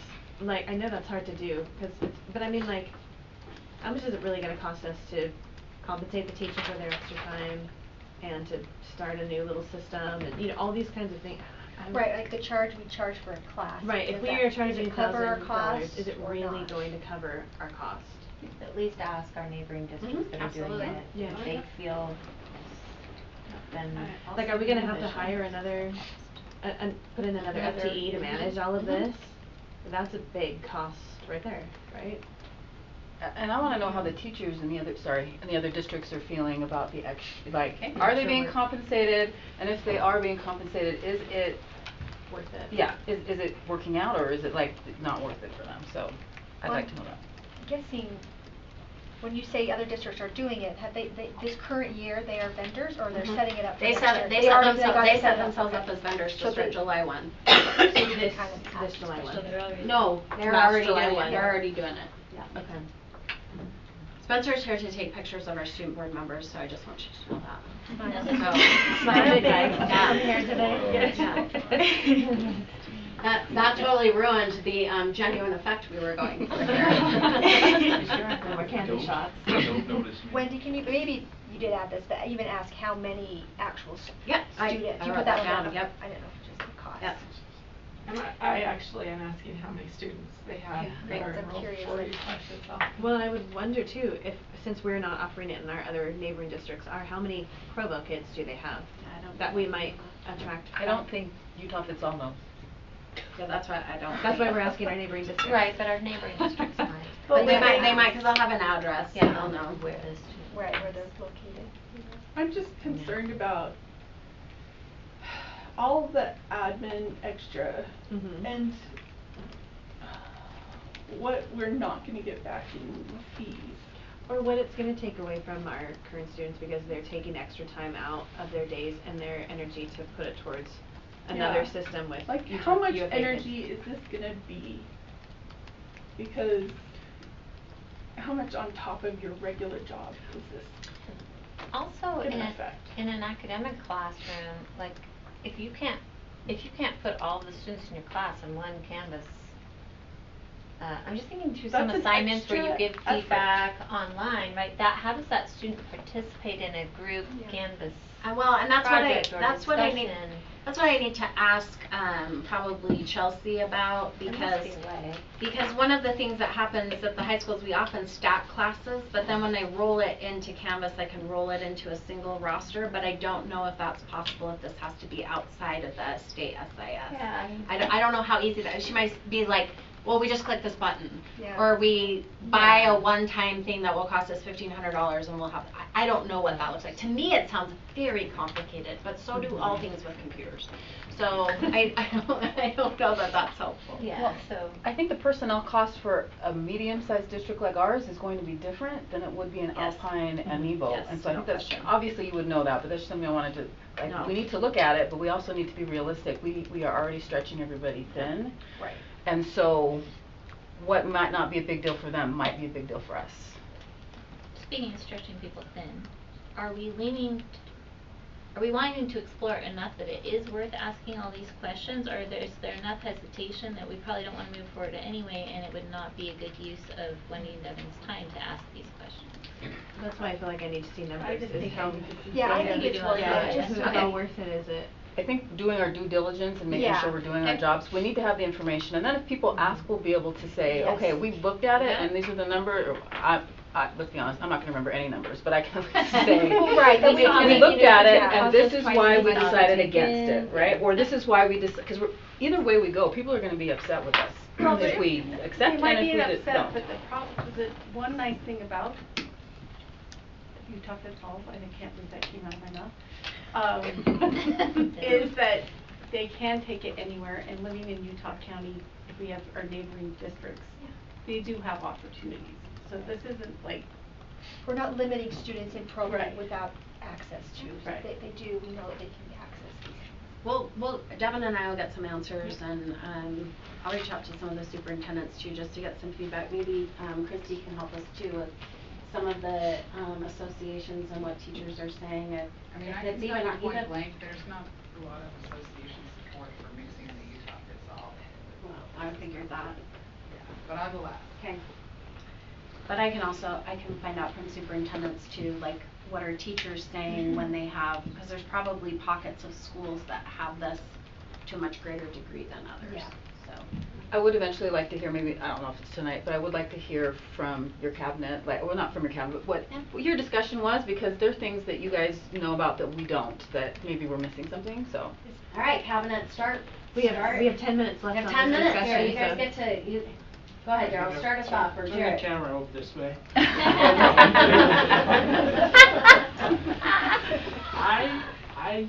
I really like the discussion that was just had, actually.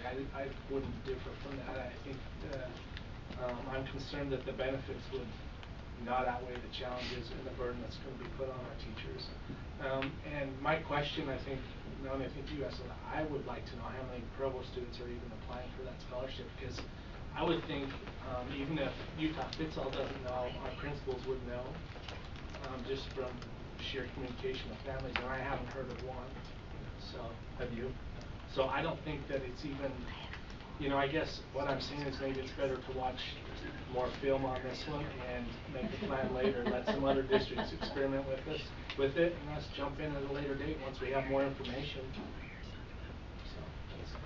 And I agree, we can be protective of the DLI side. I think if individuals just want a language-only experience, we have declined that. It creates so many unintended challenges. And I believe that we should not allow space for that to occur. I do want to be careful though about being too late to the game. If we decide this does benefit us and we're putting it on hold for so long that we are too late to the game and it does benefit us anyways, like we have to be careful about, and we already are behind other districts. I was just going to ask, when So- would we need to decide if it were to implement the next school year? So we need it on the fee schedule, which has got to be by March. By first week, or first meeting in February. It's the first meeting we have to read it, because we have to have them approved before April 1st. So if you can have information for us. maybe We will. by Tomorrow. January. I will, yeah. Tomorrow. I'll have it tomorrow. What was the phrase? So we'll happily move that to January. And to January. I do have a question for your cabinet and for you guys, and that is, if it weren't an administrative burden and it weren't the teachers having to create separate systems of tracking students, and it were just like offering this courses or offering like co-curriculars, like do you see one or the other benefiting in some way as well as providing benefit to students? Like, would you have a preference to carve out co-curriculars? Do you know what I'm saying? I'm just curious to know. Those things aside, just the fact of like if we offered this and students paid a fee and it weren't arduous, what your thoughts are about doing it. At the elementary level, I don't see it being, I'm not as supportive of it, even if we try to dismiss all those additional administrative things. Perhaps secondary, but I don't know. Yeah. I think it gets hard at that elementary, because if you're just coming in for math at the elementary level, that's a lot more disruptive than just, I'm coming for first period and then I can leave. And what if mom doesn't come pick up the elementary kid and now I'm supervising this kid? And I don't know, what are your thoughts at You're right. I think secondary? secondary would be easier to accommodate some of that simply because of the schedule and, you know, the independence of the students, right? And I don't know that there's any way to not make it arduous, because you have to track all of the credits that are awarded and be able to provide that for years and years. So there's no way to not have a specific system of recording, so that we have that available. I wonder if it would be feasible to do this once we have a CTE school, and those classes at the CTE school could be available for the Utah Fitz-All scholarship recipients.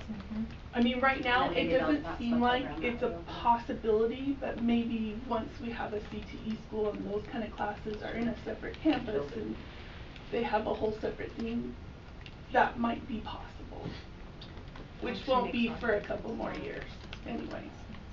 Can I ask our student board members, particularly with extracurricular activities or even students coming in for, do you guys know what Utah Fitz-All is? Basically the voucher program where they get money and can do with it what they want.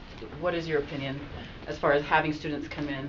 So I don't really know what Utah Fitz-All is. I was trying to look it up while you guys were talking about it. But I do agree with what you said earlier on if we're going to allow people to come over, we should hold them to the same standard that we hold the Provo School District students. So we shouldn't let them participate in things that we don't participate in. So if they're coming to our district, they should abide by our district rules. Absolutely. For me, it's pretty much the same. I was trying to look it up while you guys were. Stop you guys. And just whatever if they come to our district, kind of like what Monica said, they should go according to our rules. Like there shouldn't be any like, oh, because I'm in Utah Fits All, I can do this while the regular students can't. And then, can someone please just like brief, quick overview of what it is? Because the results I've been seeing on Google are kind of confusing. So what it is it's like if your mom decided that she didn't want to enroll you at Provo High and she's just going to homeschool you, or she's going to take you to a private school, or she's going to let you she's going to have a math tutor come and teach you, the state will pay your mom and dad $8,000, and then you use that $8,000 to get your education however you want. If you want to participate then at Provo High, we would have to have Provo High set up as a vendor. So you want to play football, then you would use that Utah Fits All money to pay for football. And to Rebecca's point, like a lot of students have to pay for that anyway. But you would get that cash to be able to support that, right? And so you could participate, and now. But that's all you come for. You only come for football. You don't participate in any of the classes. Or maybe you come for football and AP US history or something like that. And so then you would pay for coming just for AP US history. You might pay $1,000 for the year for that. How does this like Utah Fits All fit in with? Because I'm pretty sure we reviewed a policy about charter schools and private schools. Yes. And then playing. How do those two fit together? That's a great question. So like if you're gonna participate in athletics on Utah Fits All, you can participate anywhere you want as long as you have not established eligibility already. So let's say you had been at Taylorsville High and you had played football your 9th grade year. Then your 10th grade year, you get the Utah Fits All scholarship, and you decide, oh well, I live in Provo, I'm going to play for Provo. Then you would have to sit half of your varsity season to be able to participate. So the same UHSAA rules would kick in for Utah Fits All. Am I saying anything wrong, Daryl? Unless you had never played football Unless you had never played football before, or never played any sport. That's just for varsity. Then you could play any school that you want to. Okay. I feel like the scholarship money should go towards the schooling part of it. I don't think it should go towards extracurricular because... Can you please write for legislators? I'm not joking, and I will give you their email addresses. Yeah, because I feel like if you're holding the entire football team accountable to pay for like $1,000, but then a Utah Fits All student is getting a different form of education, but they get it for free, then I feel like that also creates kind of some animosity towards them. Like, why aren't you paying just because you don't go to this school? Yeah. So I think I will write your legislators. So if you give me that email, I will get that because I don't think that is right. To go along with what she's saying, if we were to do this with extracurricular, because those we're not getting the WPU, or we have to pay for the facilities, would those students have to pay extra? We can set it up that way, yes. So I believe there are a couple of districts that charge a flat, like if you're going to come in for every season, it's a flat rate of $1,000, and then you pay all of the fees on top of it. So I think 1,000 was the highest one that I saw. 500 to 1,000. Yeah, 500 to 1,000. I'm just thinking, so, that's not fair that they don't have to pay for the facility. Well, there's a lot that the school subsidizes. The fees that students are paying are not She's covering. like, or that the mom subsidizes. Well, in theory, a student within our district, right, who qualifies for a fee waiver is being supported with those fees, and in theory the Utah Fits All scholarship as originally understood would go to people who also qualified because they couldn't out of pocket pay for private schooling or for expensive alternative choices. That's completely different than being able to afford a fee. Yeah. Like private school is $18,000 at the least. whereas football is not 18,000. Does that make sense? So I don't think we're comparing apples to oranges there. Right, but I'm just saying, like, in the theory of it is, right, that this is gonna.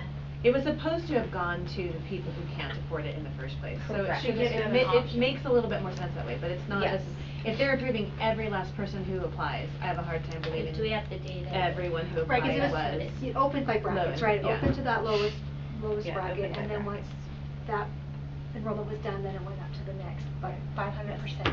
Yes. But I would- 500% below the poverty line, right? And then Yeah. 250, which pretty much is most folks. Yep. I mean, I think, personally, if we did do it, I would be more interested in, like, almost the academic offering Yeah, like. than the extracurricular things. But then that puts the But burden on teachers. I would like to think more about that, but that's an initial thought I have, right? I think I would love to be competitive in how we teach AP US history and have people wanting to come to Provo to take AP US history from our AP US That would history be so program. amazing.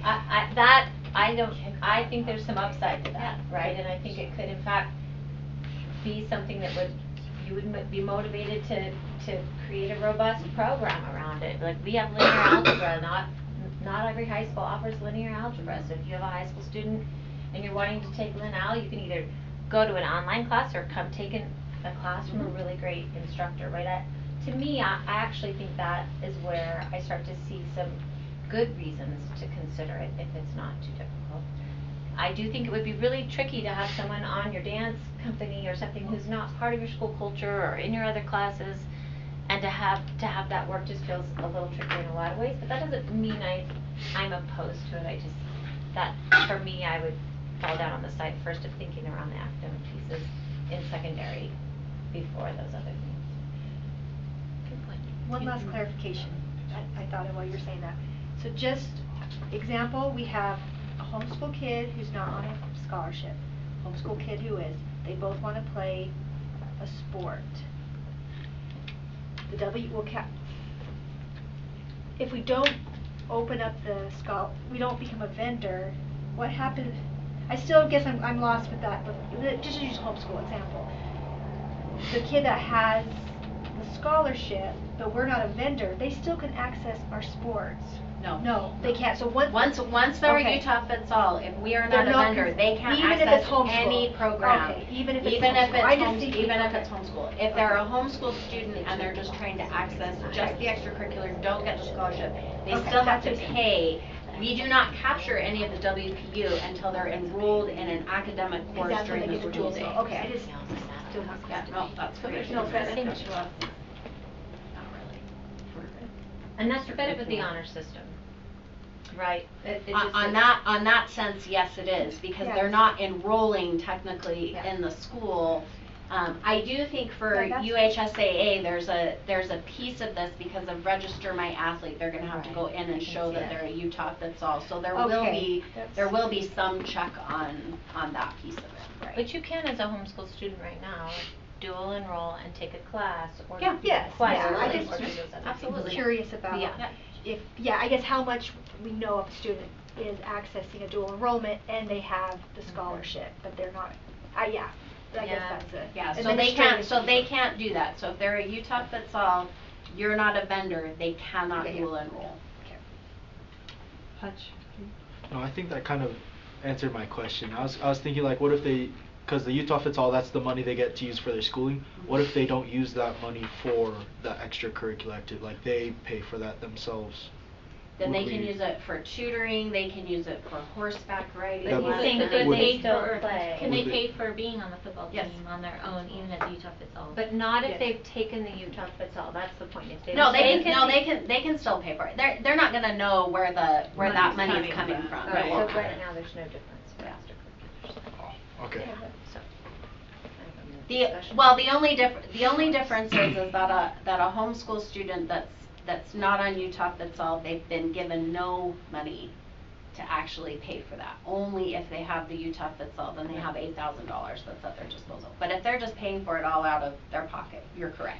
So you're saying, like, if a homeschool student takes that 8,000, but what they pay for that year for their education is 10,000, that's just 2,000 extra that just comes out of their own pocket. Is that what you're asking? And it does, To us, we don't know the difference of where it comes from. Is that what you're asking? No, I'm asking like if they take that 8,000 and they use that 8,000 on tutors, Mhm. but then they also want to play like a sport at their local high school, they just go to their high school and pay for it out of their pocket, not using any That's funding correct. from Utah Fits All. That's right. They can Yes. still do that. Yeah, Yeah. But they would still have to pay the additional fees that Yeah. Utah Fits All scholarship And they students have- would get. Yes. Yeah. And we'd have to be approved. have Yes, to be- we have to be. Oh, okay. We have So, to be. like, So- right now, they couldn't play at Provo because we're not a vendor. Yeah, even if they if they pay use for their it own on- money. Okay. Right. So- Not okay. scholarship money. Okay. All right. That's It where I takes got a lost village too. to I know, figure it's like, this wait, I'm out. lost Well, too. this is why it's a huge. All right, we'll bring back some more information. Yeah, it's a huge. Okay. All right. Start thinking. There's clearly more conversation here. Yes. In the future. In January. All right. I might tune in, you guys. This is great stuff. Okay, here we go. You might. I like the might. All right, large purchase request. When I check the Devin. queue during that meeting, you have to remind me of one of those. Yes, I think. absolutely.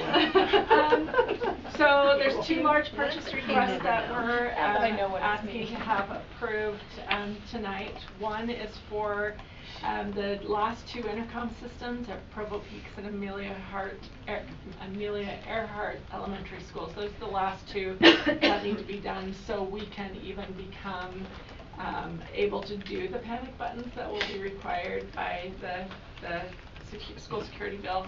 But it's also a good idea to have those all updated so everybody will be all ready and easily change to the other. This is money that will be appropriated from fund balance, but it will also not be included in next year's budget. This was part of next year's, but where we're trying to get a lot of those safety measures put into place and that we're just getting a head start on. So in theory, next year, the money we would have put towards this, we could put back in fund balance. Correct. Right. Yeah. Exactly. Yep. In theory, yes.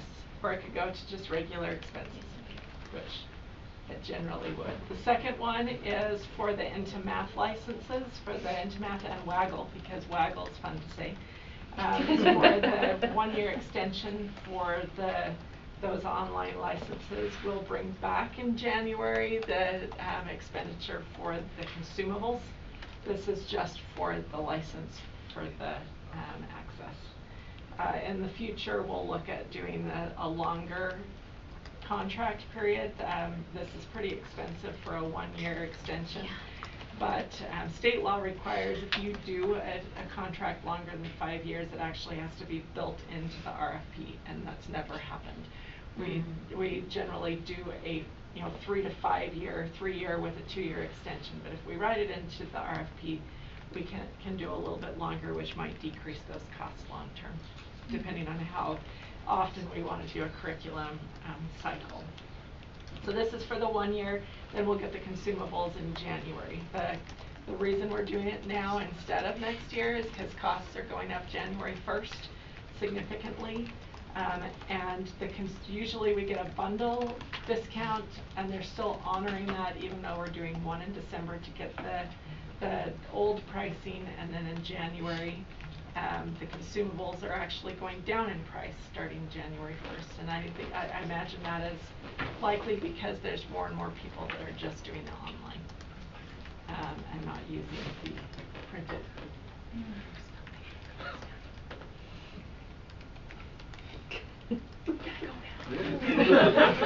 That wasn't awkward at all. Okay. That was an awkward Okay.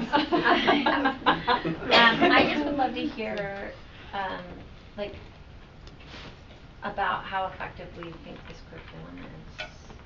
Like, have teachers enjoyed using it? Does it get a lot of use? Do we feel like we have data that supports its use? It's an excellent math program. It's a really good program. The challenge that we had is the year that we adopted it is the year that we shut down for COVID. Okay. And the instructional approach for this program is really different than what teachers were accustomed to before, and yet we shut down. So it was a really difficult launch. Teachers who have really dug into it and understand it and utilize it the way it's designed are really appreciating what this program offers. But it was a rough launch. It really was. And the timing was bad. And do we feel like the teachers now like have the training they need with this curriculum? We're Do you know still what I'm working, saying? Like, we're still working on so that that's why piece of it's it. not a good idea to like do a new thing, right? Yes. I'm assuming. One of the things, I was talking with Dr. Brock at Rock Canyon a couple of weeks ago, and we actually went into a classroom and we were watching, I think it was Waggle math, and the teacher talked to me about some of the issues that it was having, but she was able to bring over one of the specialists, and then that specialist was working with her to work with the company to figure out some different pieces of it. So we are willing to like try to figure out what those issues are. I think it's just never been an expectation prior to, I mean, it has been an Is expectation. I don't think it's Waggle been. a supplementary thing to Intimath, or are they? Yeah, It's built in. It's built built in. into the That's right. Intimath. It is. Okay. Yeah. And Lisa, to your question about maybe considering something else, Yeah. math is in the curriculum review cycle right now. Okay. So this year they're looking at data, Yeah, they're okay, great. understanding the needs. I was just Next year is when they'll be really probably putting out an RFP, exploring programs, and deciding, do we stick with this program or do we look at something else? Yeah. So that investigation is just getting started right now. Thank you. Any further questions on the large purchase request? We use Waggle at home. We got a QR code. You do, okay. Yeah, we That's can do it on our computers now. So it also crosses into homes then from the same. Waggle does. Waggle does. That's great. Okay. Because it's just a little computer thing, and Thomas can play his game. That's great. Yeah. Okay. Thank you. We're gonna just save items 17 and 18 for in our business meeting. We'll just review those before we do our votes. So is there a motion to adjourn this study session? I move that we adjourn the study session. Okay, thank you so much. We're adjourned. We'll reconvene in the PDC. Let's take no more than like 10 minutes. I ate my whole bag of candy. Oh, More? I didn't offer any to anyone. I ate the whole bag. Good job. That We was all for have you. one. Let So me it's for you. show. I ate the entire bag of candy. This is